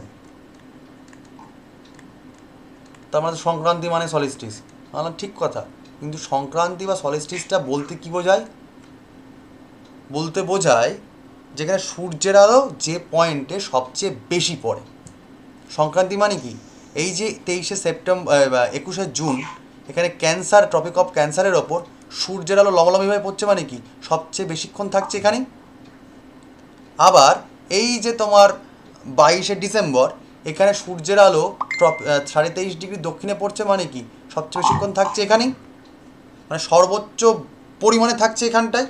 that means solstice is nothing but the sun reaches where the sun reaches its highest point. বোঝা গেল? যেখানে সূর্যের আলো সব থেকে বেশিক্ষণ তীব্রতরভাবে থাকে যে পয়েন্টে, তাকেই বলছি সলিস্টিস বা সংক্রান্তি। ক্লিয়ার? উল্টো দিকে ইকুয়েটরে থাকছে, মানে সেখানে দিনরাত্রি সমান সমান হচ্ছে। যেখানে সমান সমান থাকছে সেখানে ইকুয়েটর লাইন বলে আমরা কি ইউজ করি? ইকুইনক্স ইউজ করি কথাটা। এবার ইকুইনক্সের বাংলা কি স্যার? বিষুব, বিষুব ইউজ করি। তাই আমরা একটা দিনকে বলি জল বিষুব, আর একটা দিনকে বলি মহাবিষুব। ছোটোবেলার জিনিস মনে পড়ছে? ও লোকজন, লোকজন শুনতে পাচ্ছ না ঘুমিয়ে পড়েছো সব কটা? স্যার, হ্যাঁ স্যার, শুনতে পাচ্ছি। হ্যাঁ, তো কবে জল বিষুব, কবে মহাবিষুব গো? স্যার খেয়াল তো নেই, আমার তো অফিসার হবো স্যার, ছোটোখাটো জিনিস মনে রাখবো কেন? স্যার ক্লাস 3-6 পড়া, আমি তো টিউশনই করি, কেন মনে রাখবো এগুলো? জল বিষুব কবে গো? 21 মার্চ। 21 মার্চ। আর মহাবিষুব 23 সেপ্টেম্বর। কেন গো? ওটাকে জল কেন বলছে, এটাকে কেন মহা বলছে? গলি সব জল করে দেয় নাকি মার্চ মাসে?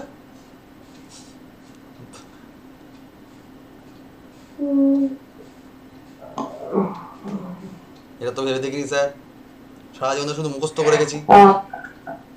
স্যার ওইভাবে তো পড়িনি কোনোদিন। হ্যাঁ, তো কেন কয়, কয়টা কেন? আমার মনে হচ্ছে সাউথের দিকে। কি এবার একটু খেয়াল করো তো, আমাকে একটা খেয়াল করো তো, এই যে মহাদেশের অবস্থান বলেছি, উত্তর গোলার্ধ এবং দক্ষিণ, এটা তো ইকুয়েটর লাইন। এই ইকুয়েটর লাইনের উত্তর গোলার্ধ এবং দক্ষিণ গোলার্ধে কোন দিকে সব থেকে বেশি জলস্তর বেশি এবং কোন দিকে বেশি কন্টিনেন্টের সংখ্যা, মানে স্থলভাগের পরিমাণ বেশি? স্থলভাগে উত্তর দিকে বেশি। উত্তর দিকে বেশি। আর জল কোন দিকে বেশি আছে? দক্ষিণ দিকে। তাহলে উত্তর দিকে যখন জল থাকবে তাহলে কোন দিকটাকে জল বলবো, সরি মানে যখন সূর্য থাকবে তখন কোন দিকটাকে বলবো, যেখান থেকে আমরা উত্তর দিকে সূর্য আলো বেশি করে পাচ্ছি সেই দিকটাই পারবো। দ্যাট মিন্স 21শে যখন জুনে আসছি আমরা সূর্যের অবস্থান, এটা কোন দিকে থাকছে, সূর্যটা নর্থের দিকে চলে যাচ্ছে কি না সূর্যের আলো? 21শে জুন সূর্যের অবস্থান কোন দিকে, উত্তর গোলার্ধে তো। ও লোকজন, হ্যালো, হ্যাঁ হ্যাঁ স্যার। 21শে জুন সূর্যের অবস্থান কোন দিকে, উত্তর গোলার্ধে তো। হুম। উত্তর গোলার্ধে হলে তার ঠিক আগের মাসটা এখান থেকে ঘুরে তো জুন মাসটা আসবে, মার্চের পর তো তোমার জুন মাসে আসে, তাহলে মার্চে এখান থেকে এখানে আসতে গেলে উত্তর গোলার্ধের দিকে সূর্য টার্ন নিচ্ছে। তো সূর্য যদি টার্ন নেয় উত্তর দিকের দিকে, তার মানে উত্তর দিকে কি রয়েছে, স্থলভাগ বেশি। তো স্থলভাগ বেশি হলে এখানে কি হবে, মহাবিষুব হবে।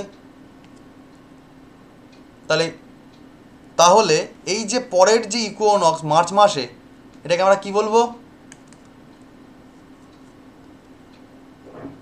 মার্চ মাসটাকে মহাবিশ্ব হ্যাঁ। বলবো। আর দক্ষিণ দিকে যখন যাচ্ছি আমরা সেপ্টেম্বরের দিকে, তখন সূর্যের অবস্থান কোন দিকে উইন্টারে, দক্ষিণে, যেখানে জলের পরিমাণ বেশি। তাহলে সেপ্টেম্বর মাসটাকে আমরা কোন বলবো, জল বিষুব। সূর্যের স্তর সব থেকে কোন দিকে বেশি পরিমাণে থাকছে, বোঝা গেল না যে কেন বলছি। বোঝা গেল, আমি ঠিক বুঝতে পারছি। আমরা শুধু মুখস্থ করব না, আমরা বলবো যে কেন বলছে ওরা। আমাদের কাজ ওই ঘূর্ণপাত বা সাইক্লোন হচ্ছে আর 5 নম্বরের টিকা মুখস্থ করো সেটা নয়। আমরা যদি ভিডিও হয়ে কোনো চেয়ারে বসি, তাহলে সাইক্লোন হলে ওখানকার এলাকার লোকগুলোকে কী করে বাঁচাবো সেই চিন্তা থেকে পড়াশোনাটা করবো। যে সাইক্লোন হলে কী কী হতে পারে, তা সেখান থেকে উদ্ধার করতে গেলে কী কী করতে হবে, কারণ একটা রেসপন্সিবল চেয়ারে গিয়ে বসতে চলেছি আমরা। সেই রকম পয়েন্ট অফ ভিউতে সমস্ত পড়াশোনাটা করবো। আমরা ছোটোবেলার মতো টিকা মুখস্থ করে চলে যাবো না, যে পড়ে ভালো 5 নম্বরের টিকা চলে আসবে, এই তারিখে জল বিষুব, এই তারিখে মহাবিষুব। আরে কেন কয়, বলছে কেন, ক্লিয়ার?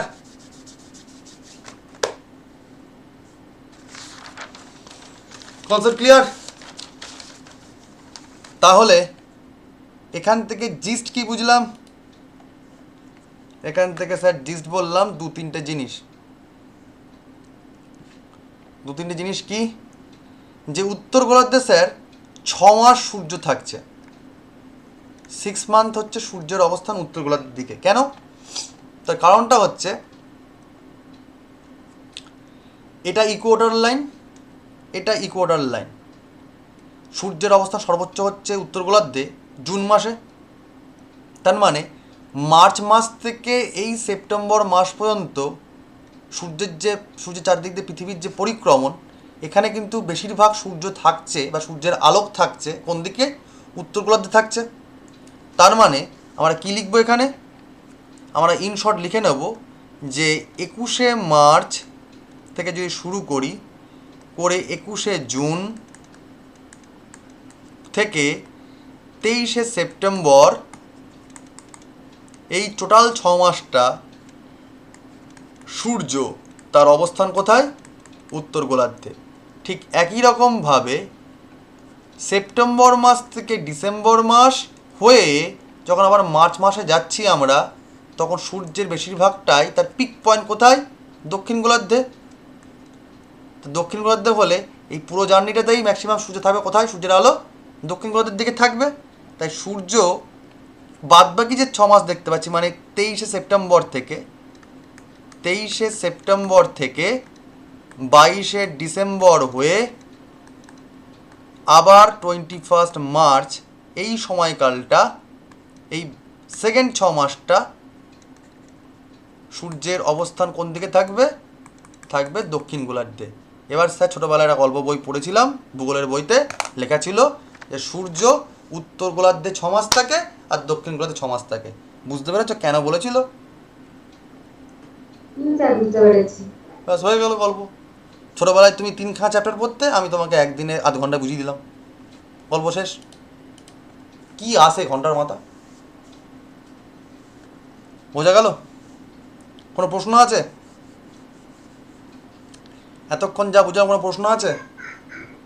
না ঠিক আছে, না স্যার। ঠিক আছে, তো এখান থেকে তোমায় কোশ্চেন করবে যে ওই খুচখাচ করে কোশ্চেন করে তোমাকে প্যাচে ফেলবে নানা রকমভাবে, যে নিচের কোন স্টেটমেন্টটি ঠিক বা নিচের কোন স্টেটমেন্টটি ভুল ঠিক করো। ওই এখন তো স্টেটমেন্ট করে অনেকটা ইউপিএসসি আছে কোশ্চেন করছে বিশেষ পরীক্ষার মেন্সে, তো কোশ্চেন করতে পারে যে তোমার 21শে জুন সূর্যের অবস্থান উত্তর গোলার্ধে বেশি থাকে, 23শে সেপ্টেম্বর সূর্যের অবস্থান দক্ষিণ দিকে থাকে, দক্ষিণ গোলার্ধে থাকে, 22শে ডিসেম্বর সূর্যের অবস্থান ক্যাপ্রিকনে থাকায় ওখানে দিনের পরিমাণ বেশি হয় উত্তর গোলার্ধে। আর টুক করে আমার একটা প্যাঁচ মেরে দেবে যেটা ভুল থাকবে, সব কিছু ঠিক বলবে, শেষের দিকে একটা কথা বলে দেবে ভুল। 22শে ডিসেম্বর সূর্যের অবস্থান ক্যাপ্রিকনে থাকায় উত্তর গোলার্ধে দিন নাকি বেশি হয়। উত্তর গোলার্ধে দিন বেশি হওয়ার কথা নয়, দিন তো কম হবে, কারণ উত্তর গোলার্ধে তো উইন্টার চলছে, তাই না? আমার কথাটা বুঝতে পারছো স্টেটমেন্টটা কী বললাম আমি? ধরো তোমাকে বললো 22শে ডিসেম্বর সূর্যের অবস্থান ক্যাপ্রিকনে থাকায় উত্তর গোলার্ধে দিনের পরিমাণ হয়ে যায় বেশি, এটা কি ঠিক না ভুল?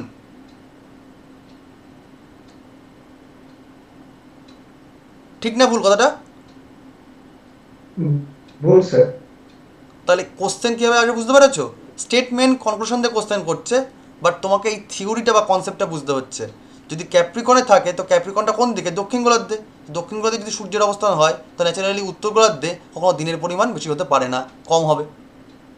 তাই শুধুমাত্র নোট মুখস্থ করে এটা বোঝা যাবে না, তোমাকে এই কনসেপ্টগুলো ক্লিয়ার করতে হবে। আশা করি বুঝতে পারছো যে কোশ্চেন কীভাবে অ্যাটাক করতে চলেছে বা কোশ্চেন কীভাবে আসছে ইদানিংকালে।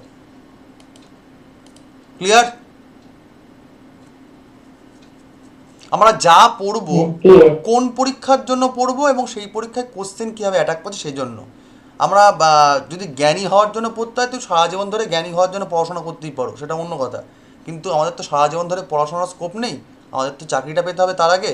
তো তার জন্য পরীক্ষায় যে কোন ধরনের কোশ্চেন আসছে এবং সেই পয়েন্ট অফ ভিউতে কী ধরনের পড়াশোনাটা করবো, কোন অ্যাঙ্গেলে ভাববো, বিষয়গুলোকে বোঝার চেষ্টা করবো, সেটা ভাবতে হবে। তো বিসিএস পরীক্ষার এখন কনসেপচুয়াল বা স্টেটমেন্ট করে পরীক্ষায় কোশ্চেন আসে, তো তার জন্য এই ধরনের কনসেপ্টগুলো ক্লিয়ার করা দরকার। আশা করি তোমরা যখন নোটটাও পড়বে এরপরে এরকম অ্যানালিটিক্যালিভাবে পড়াশোনাটা করবে। বোঝা গেল? তাই এই জন্যই বলছিলাম তোমরা খাতায় নোট ডাউন কিন্তু অলওয়েজ করে যাও, এই ছকটা আকারে করাটা দরকার। শুধুমাত্র আমি যে নোট দেবো বা তোমরা যে বইপত্র পড়ো সেই টেক্সটের উপর ভরসা করো না, নিজের একটু অ্যারো দিয়ে আঁকি করো, নাহলে পড়াশোনাটা হবে না ঠিকঠাকভাবে। চলো পরের টপিক একটু যাই, মুভ করছি আমি পরের টপিকে। কোনো প্রশ্ন থাকলে বলতে পারো, 1 মিনিটের একটা ব্রেক দিচ্ছি, 1 মিনিটের, নাহলে দুম করে নিতে পারবে না।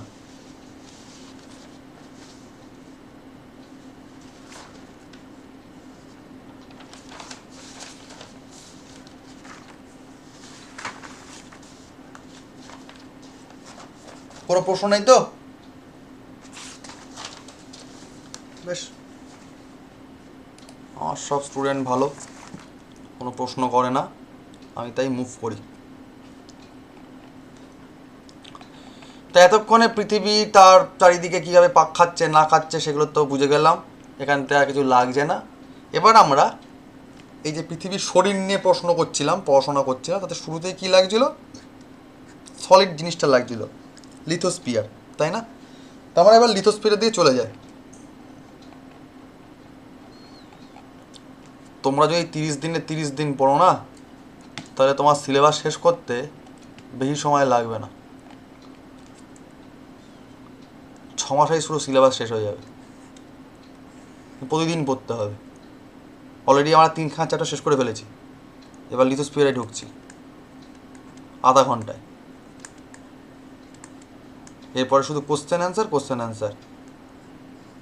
এবং রিভাইজ। লিথোস্ফিয়ার মানে, লিথো মানেটা কি বলতে পারবে? লিথো মানে কি ও লোকজন? লিথো মানে কি? লিথোস্ফিয়ার লিথো মানে কি বলতে পারবে? না সব চলে গেছো?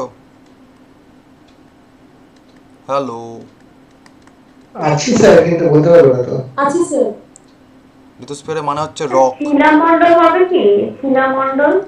সে তো শিলা কি জবানি আছেই, সেটা তো পরের কথা, সেটা তো আমি আসছি।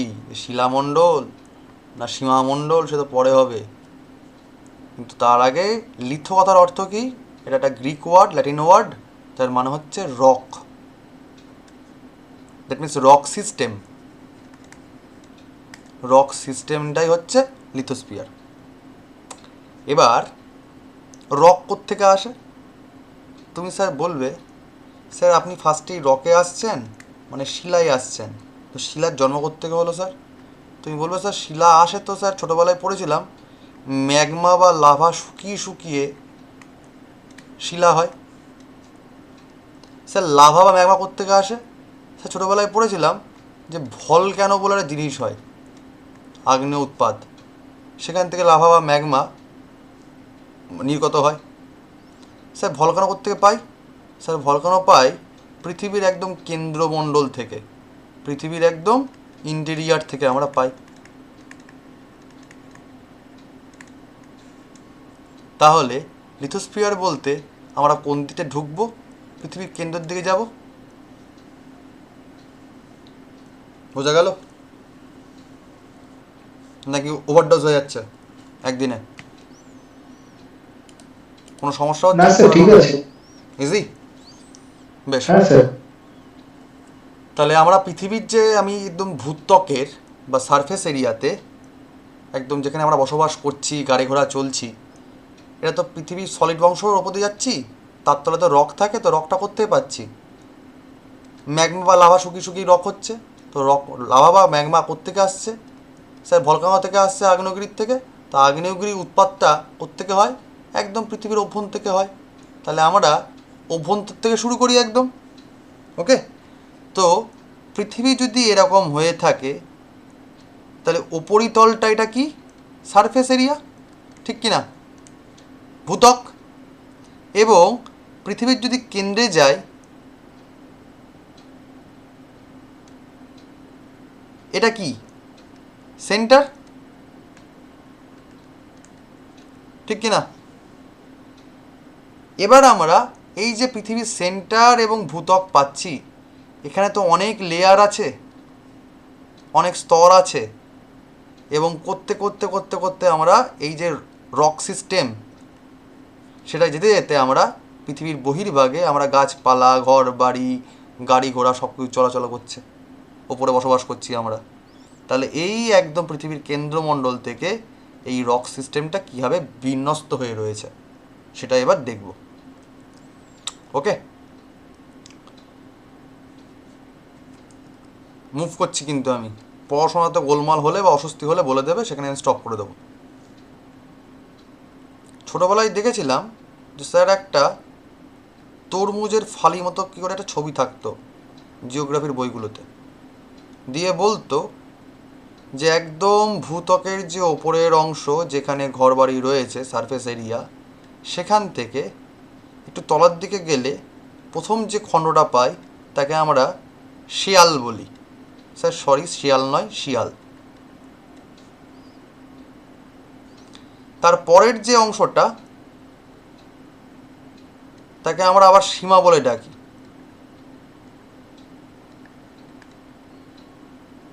আর একদম শেষের দিকে যে পয়েন্ট তাকে আমরা পৃথিবীর কেন্দ্রমণ্ডল বা কেন্দ্র বলি, সেন্টার বলি। এবার এই যে উপরিতল যাকে শিয়াল বলছি, সেখানে পৃথিবীর মেন শিলাখণ্ডগুলো রয়েছে, মেন স্তরগুলো রয়েছে, যাকে আমরা ইংরেজিতে কী বলি? ক্রাস্ট বলি, ঠিক আছে? তো এই ক্রাস্ট বা মেন যে সলিড অংশ, এই যে ক্রাস্টটা, এর মধ্যেই তুমি খেয়াল করে দেখো দুটো ক্রাস্ট দুটো হয়, মানে এই যে শিয়াল অংশ, এই শিয়াল অংশেই যে ভূত্বক, সেখানে দুখানা জিনিস পাচ্ছি। একটা তোমার গাছপালা যেমন থাকছে, ঘরবাড়ি থাকছে, আবার এর মধ্যেই তোমার সাগর মহাসাগরগুলো থাকছে কি না? সাগর মহাসাগর নদ নদী সবই তো থাকে, ঠিক? ও লোকজন, হ্যাঁ। তার মানে এই যে শিয়াল স্তর যেটা প্রথম খণ্ড ওপরের দিকের অংশ, সারফেস থেকে যখন, এটা তো শুরুর দিক থেকে, তো শুরুর দিক থেকে যখন ভেতর দিকে যাচ্ছি, এটা কত কিলোমিটার জায়গা? মোটামুটি অন অ্যান অ্যাভারেজ 34 কিলোমিটার হচ্ছে এর এরিয়া।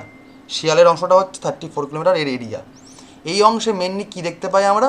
এখানে আমরা ক্রাস্ট অঞ্চল বা শিলাস্তর দেখতে পাই। এবার শিলাস্তর দু প্রকারের হয়। শিলাস্তরটা কি? যেটা সলিড, যেটার মধ্যে বেশি করে কোন রক রয়েছে, বেশি করে পাথর রক টক রয়েছে, সলিড অংশ। ওকে, তো এই যে সলিড অংশ, সেই সলিড অংশটা দুটো ভাগে ভাগ করতে পারি। তার কারণ স্যার এখানে মেনল্যান্ড বা কন্টিনেন্টও হতে পারে, আবার এখানে মহাসাগর হতে পারে।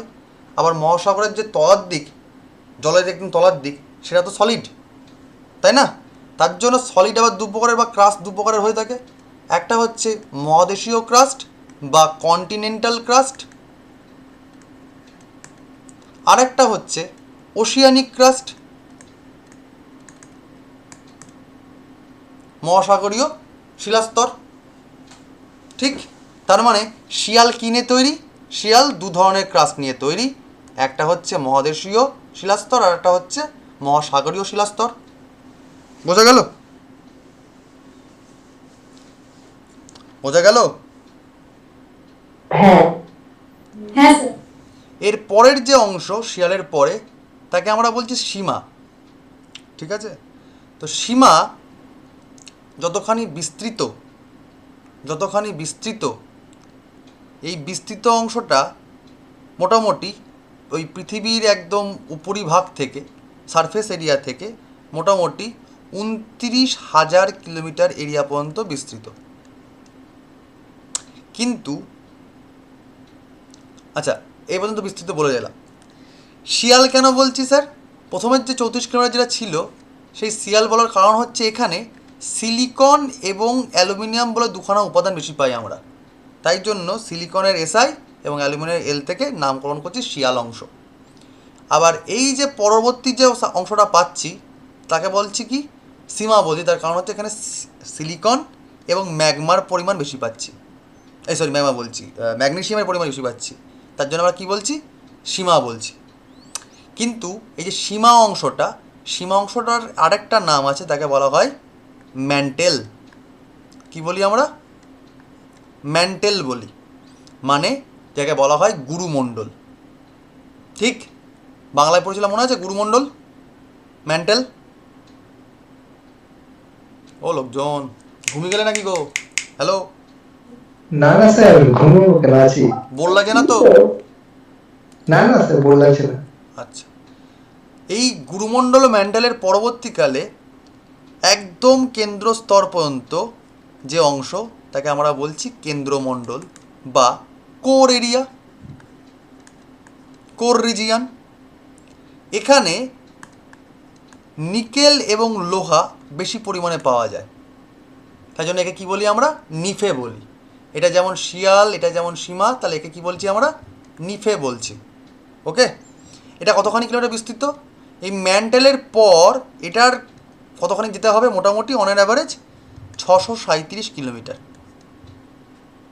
ওকে, তোমাকে এই কিলোমিটার ধরে মনে রাখতে হবে না, তোমার পরীক্ষায় কোশ্চেন আসবে পার্সেন্টেজ ওয়াইজ। কীরকম?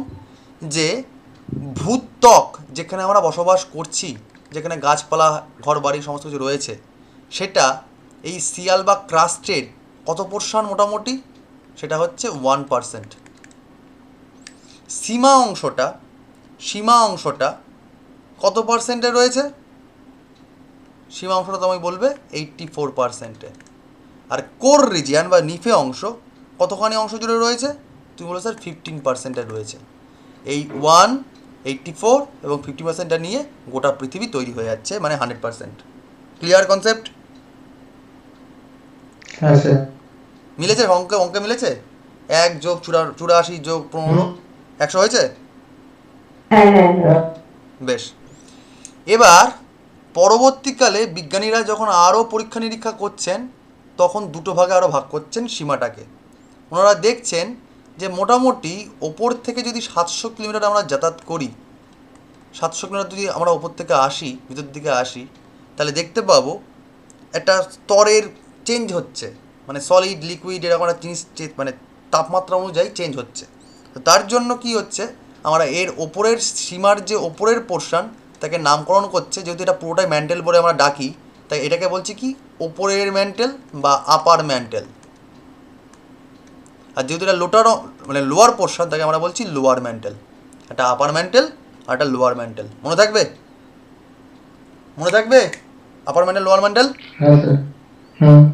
বেশ, তাহলে আমরা এখান থেকে কার কোনটা সলিড কোনটা সেমি সলিড এগুলো বোঝার চেষ্টা করি। এবার দেখো, একটু বুদ্ধি করে, তোমার যদি বোর লাগে তাহলে বলে দাও, এখনই স্টপ করে দেবো, আদারওয়াইজ কন্টিনিউ করবো, কারণ এখানে কিন্তু বোঝার ব্যাপার আছে এবং পরীক্ষায় কোশ্চেন হু করে আসে প্রিলিমিনারিতে। এবার কোর জায়গায় ঢুকছে আস্তে আস্তে। দেখো, যেখানে আমরা ঘর বাড়ি অবস্থান করছি তাকে আমরা কি বলছিলাম? ক্রাস্ট বলছিলাম কি না? তুমি বলছো স্যার হ্যাঁ বলছিলাম। তো ক্রাস্ট সবচেয়ে বেশি শক্ত হয় না? শক্ত হয় না? ক্রাস্ট শক্ত হয় না? শক্ত হয় না? শক্ত হয় স্যার। শক্ত মানে সলিড, শক্ত মানে রিজিড, তাই না? হুম।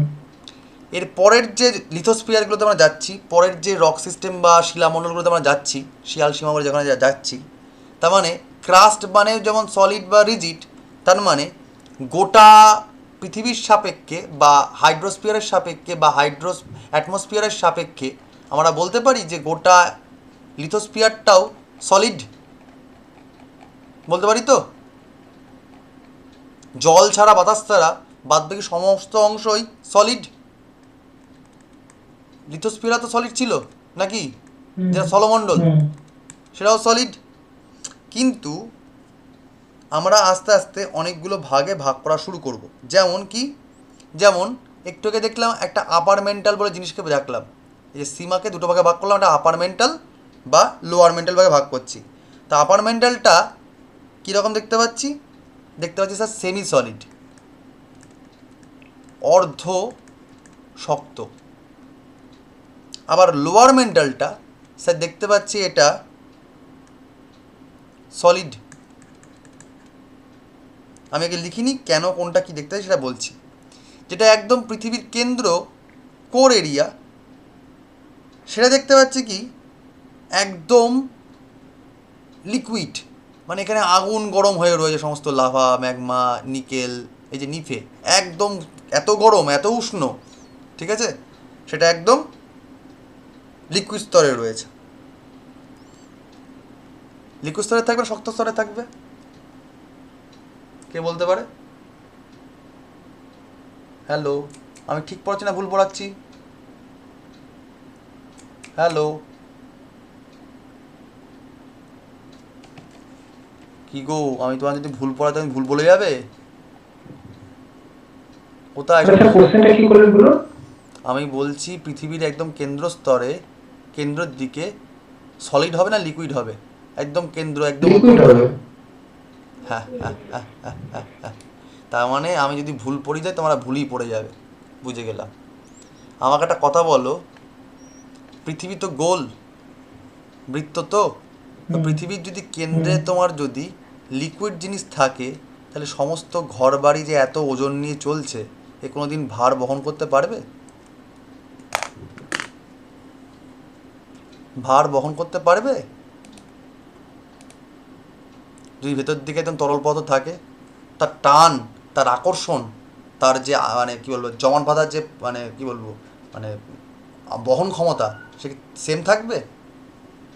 এত যে ওয়েট তার ওপরে দিচ্ছে, সে সেটা নিতে পারবে? তার মধ্যে এটা আবার ঘোরে, পৃথিবী নাকি মোশন আছে তার, সে নিতে পারবে কি?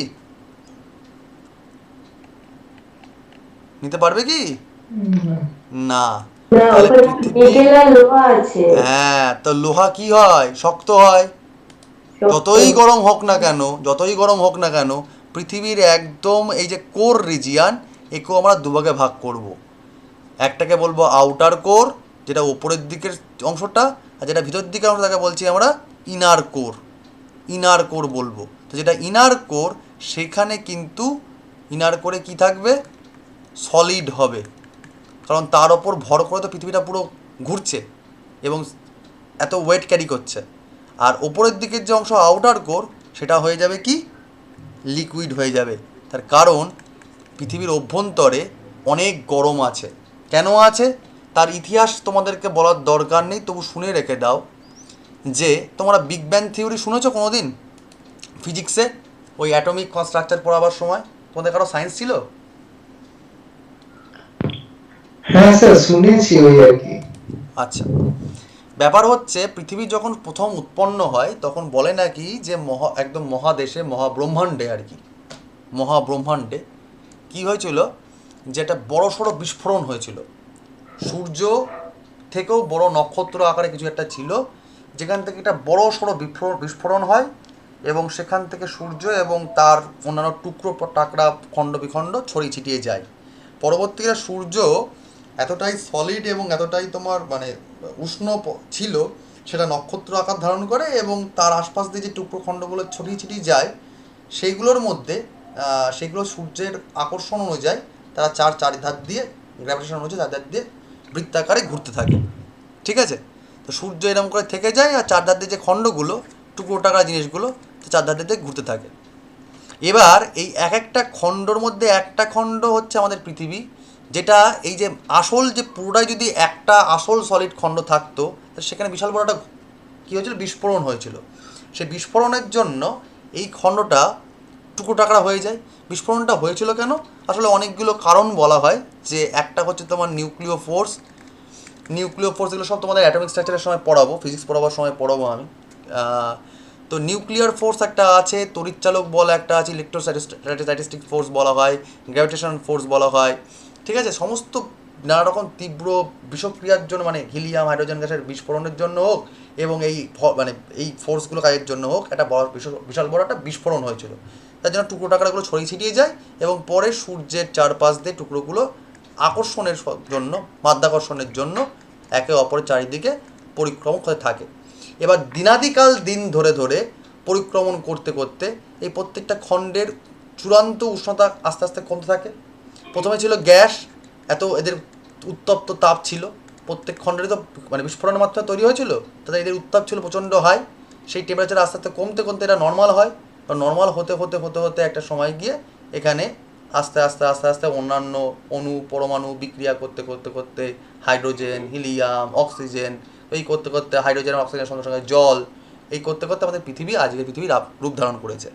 তো যদি জিওগ্রাফির দিক থেকে ভাবতে হয়, যদি ফিজিক্স কেমিস্ট্রি এখন ছেড়ে দিই, তাহলে কি দেখব, যে পৃথিবী প্রথম দিকে যখন ছিল, প্রথম আমলে, তখন কিন্তু পৃথিবীর অভ্যন্তরে সমস্ত আমরা যে কন্টিনেন্টগুলো দেখলাম না আলাদা আলাদা করে, একদম শুরুতে দেখতে পেয়েছিলে কন্টিনেন্টগুলো, এই যে টুকরো টাকরা হয়ে চারিদিকে ছড়িয়ে রয়েছে। তো প্রথম দিকে বিজ্ঞানীরা বলে, ভূগোলবিদরা বলে যে পৃথিবীর যে একদম শুরুটায় পৃথিবী যখন তৈরি হচ্ছে, সেই সময় আসলে মহাদেশ একটাই ছিল, মেনল্যান্ড একটাই ছিল, সলিড ছিল। পরবর্তীতে যখন তাপ ছাড়ছে, যখন টেম্পারেচার যখন ছাড়ছে, তখন তাপ ছাড়লে কি হয়ে যায়, ফাটল ধরে। ঠিক আছে, এবং মাঝখান দিয়ে কী হচ্ছিলো, সাইডের যে জলগুলো তৈরি হচ্ছিল সেগুলো আস্তে আস্তে ঢুকছিল, ক্র্যাক হয়ে ঢুকছিল। এই করতে করতে বিভিন্ন কালক্রম পর্যায়ক্রমে বহু লক্ষ লক্ষ বৎসর জুড়ে জুড়ে জুড়ে জুড়ে আস্তে আস্তে আস্তে আস্তে একটা ছড়িয়ে ছিটে এরকম এরকম এরকম এরকম এরকম এরকম টুকরো টাকা ধারণ করছে।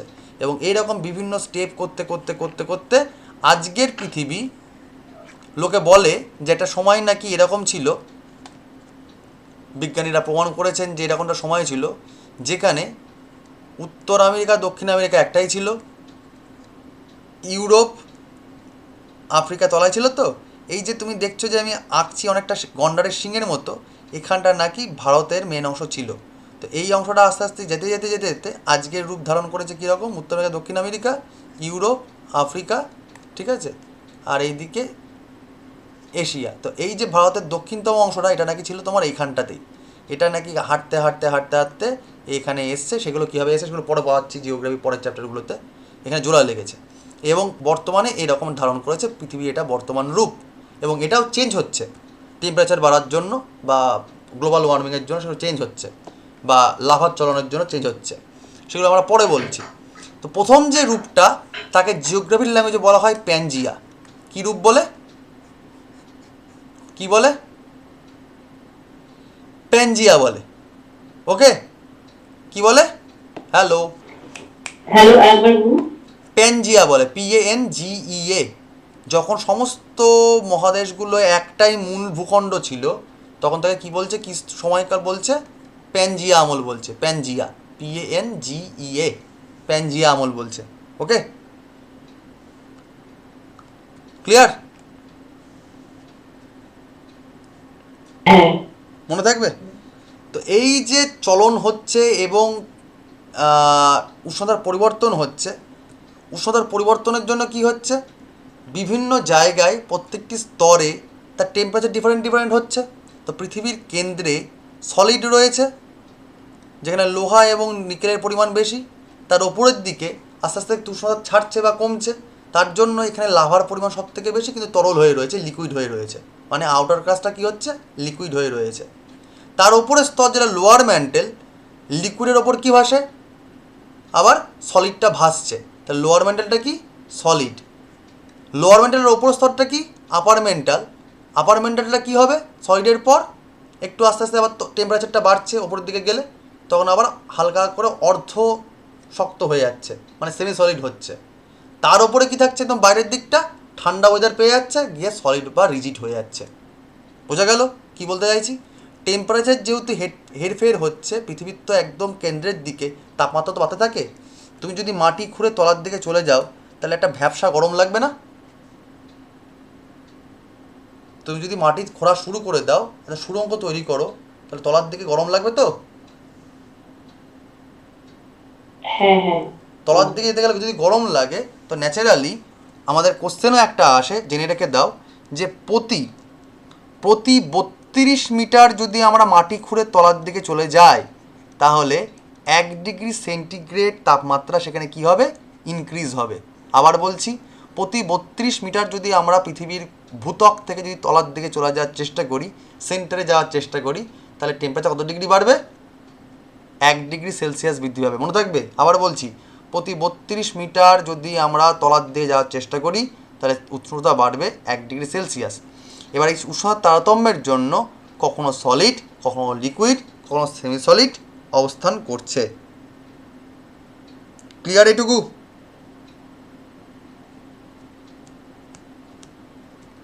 হ্যালো। Sir clear.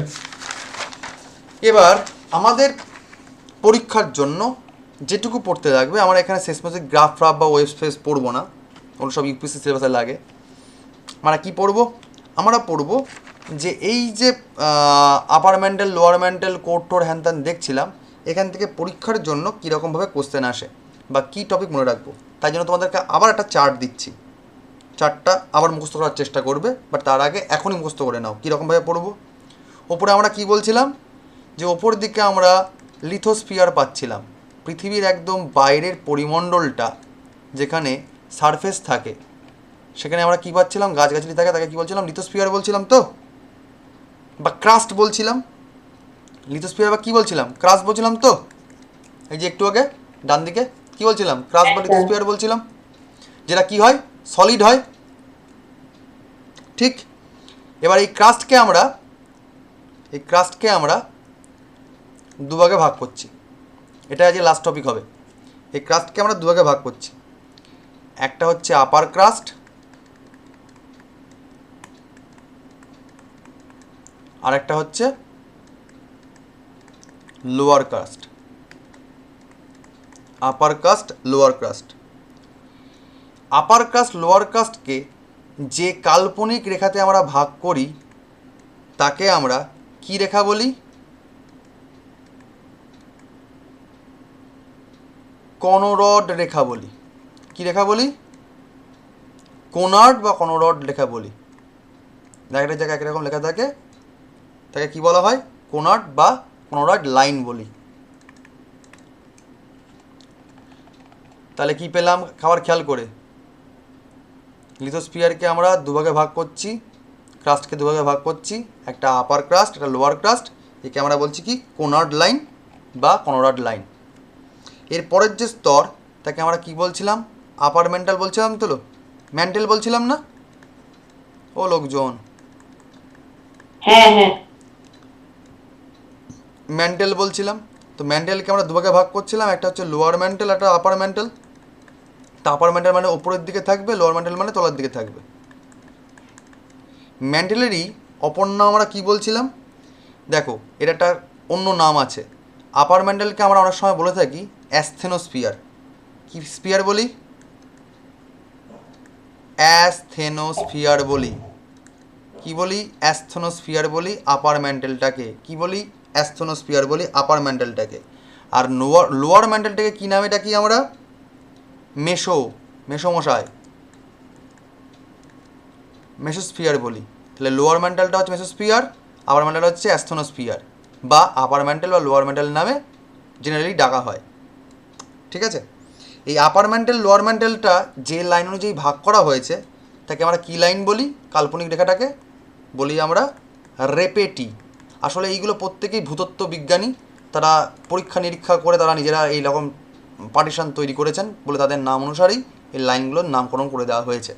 তাহলে আপার মেন্টাল বা লোয়ার মেন্টাল বা অ্যাসথেনোস্ফিয়ার বা মেসোস্ফিয়ারের মধ্যবর্তী যে কাল্পনিক রেখা তাকে কি বলছি আমরা?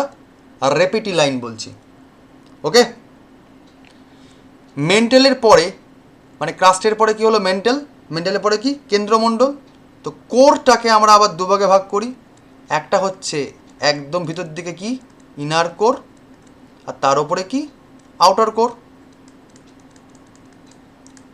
ঠিক কি না? এবার এই আউটার কোর ইনার কোর, ঠিক আছে, এই দুটোকে এক কথায় আমরা কি বলতে পারি জিওগ্রাফির সাথে? একে বলা হয় ব্যারিস্ফিয়ার।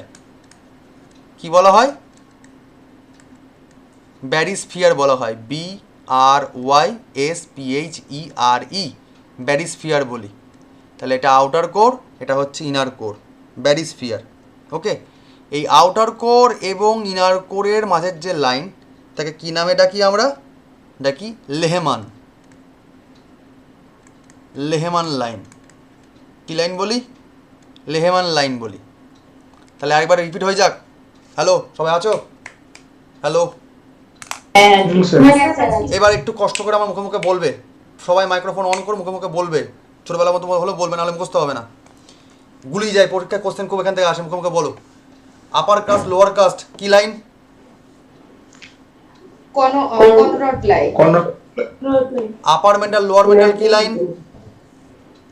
রেপিটি line. Outer core inner core কি লাইন? Lehmann line. বেশ। তাহলে আপার লিথোস্ফিয়ার লোয়ার লিথোস্ফিয়ার কি লাইন হবে? আপার লিথোস্ফিয়ার, লোয়ার লিথোস্ফিয়ার, ওটা হবে মিড কনরড লাইন। করোনাট লাইন। অ্যাস্থেনোস্ফিয়ার মেসোস্ফিয়ার কি লাইন হবে? Repetti line. ব্যারিস্ফিয়ারে কি লাইন আছে মাঝখান দিয়ে? Lehmann line. বেশ। এবার আরেকটু ডিপে ঢুকছি, ঢুকবো। পুরো ক্রাস্ট, এই যে পুরো ক্রাস্ট এবং এই যে পুরো ম্যান্টেল, এর মাঝখান দিয়ে যে লাইন গেছে একে আরেকটা নামকরণ করা হয়। তার নাম কি? বলা হয় মাহ বা মোহ লাইন। কি লাইন? মোহ, MOHO, মোহ লাইন বলা হয়। কি বললাম? পুরো ক্রাস্ট এবং পুরো ম্যান্টালের মাঝামাঝি জায়গা দিয়ে গেছে কি? মোহ লাইন। ওকে? আর এই পুরো ম্যান্টেল আর পুরো কোর এর মাঝখান দিয়ে কোন লাইন গেছে?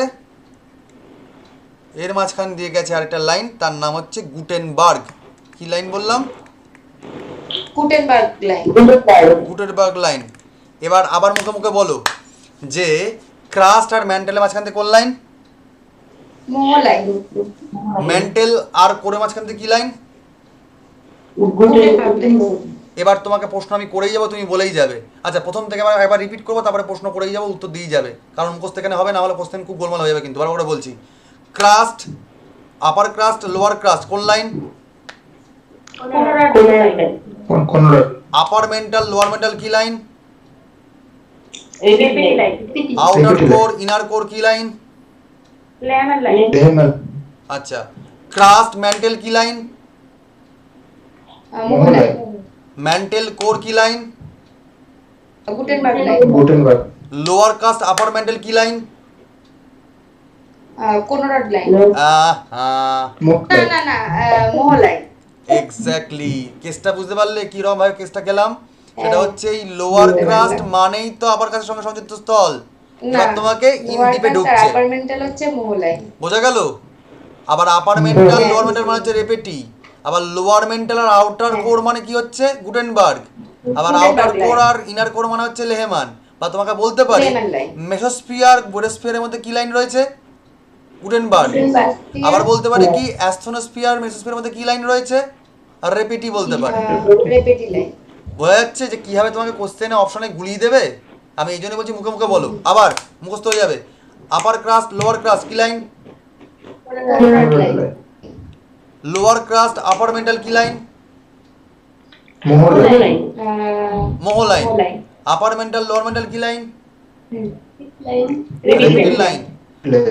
লোয়ার মেন্টাল আউটার কোর কি line? Gutenberg line. Outer core inner core কি লাইন? লাইন। লিথোস্ফিয়ার অ্যাস্থনোস্ফিয়ার কি লাইন? লাইন। Moho line.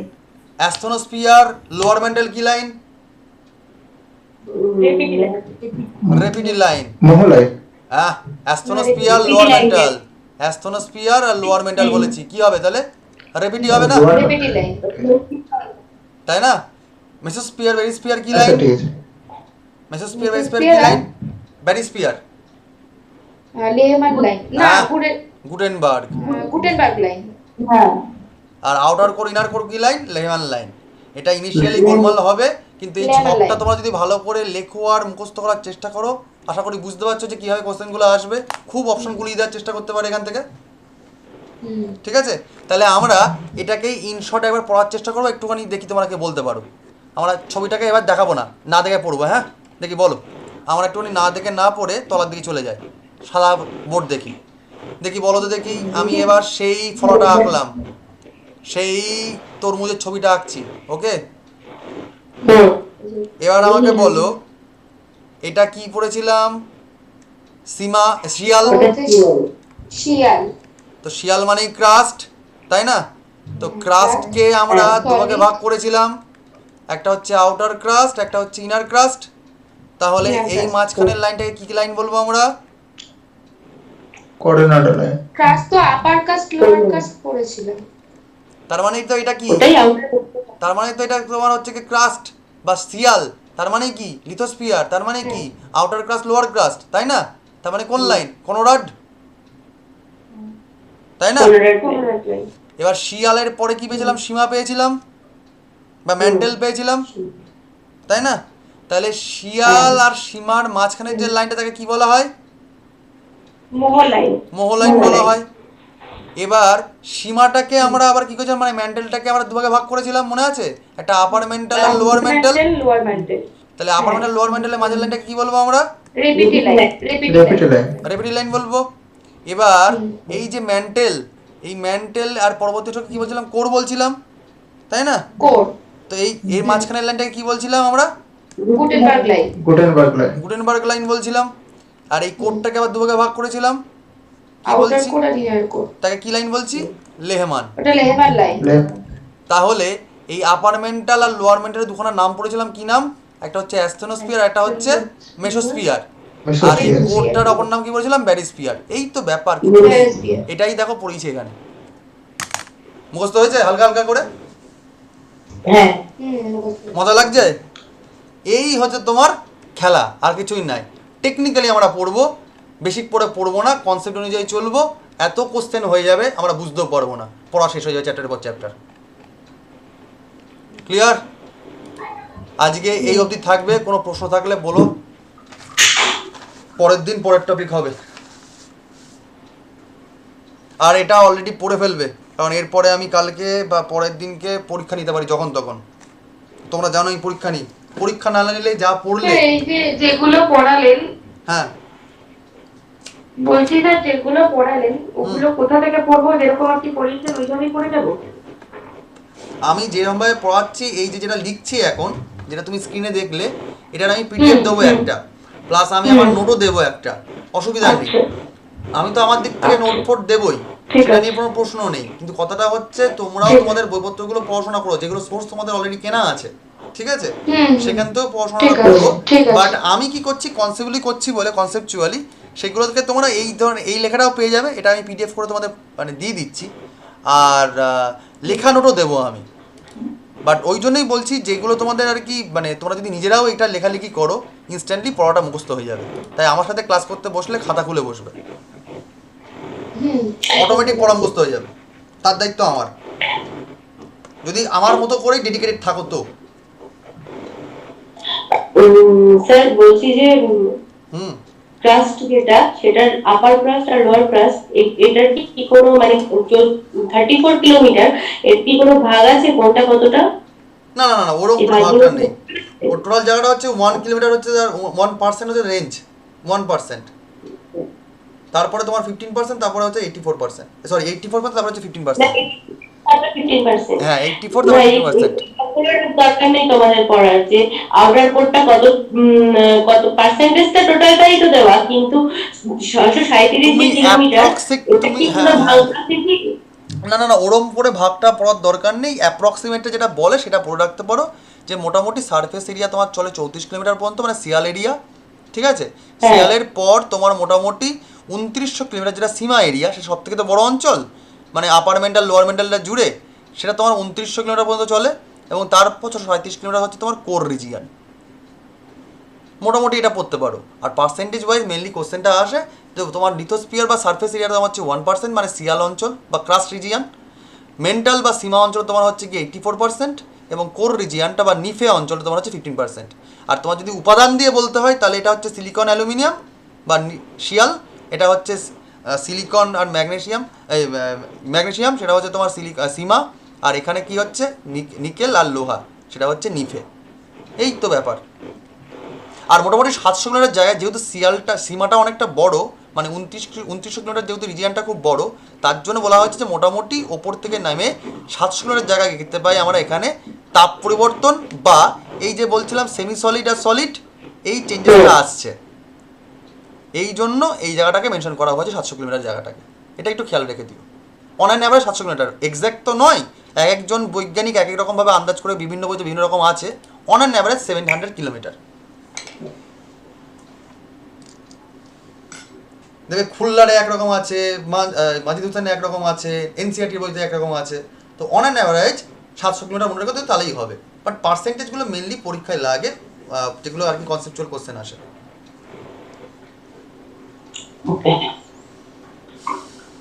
আর কারো কোনো প্রশ্ন?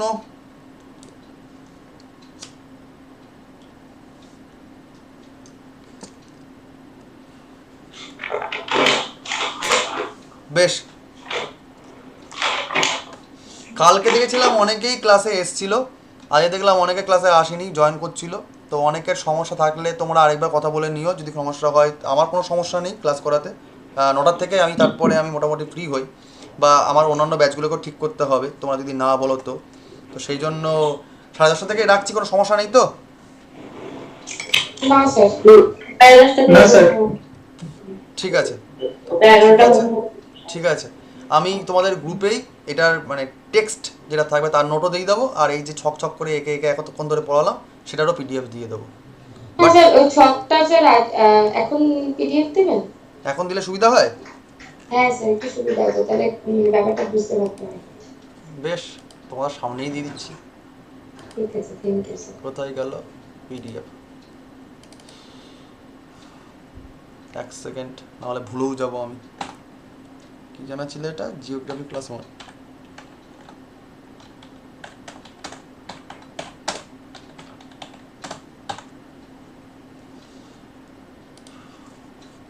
আচ্ছা, আমি তাহলে রেকর্ডটা অফ করে দিচ্ছি। রেকর্ড ক্লাস লাগলে বলো, আমি তোমাদের দিয়ে দেবো। হ্যাঁ স্যার, রেকর্ড ক্লাসটা একবার দিয়ে দেবেন। বেশ এই জিওগ্রাফিতে স্পেশালি স্যার। বেশ। ঠিক আছে। হুম।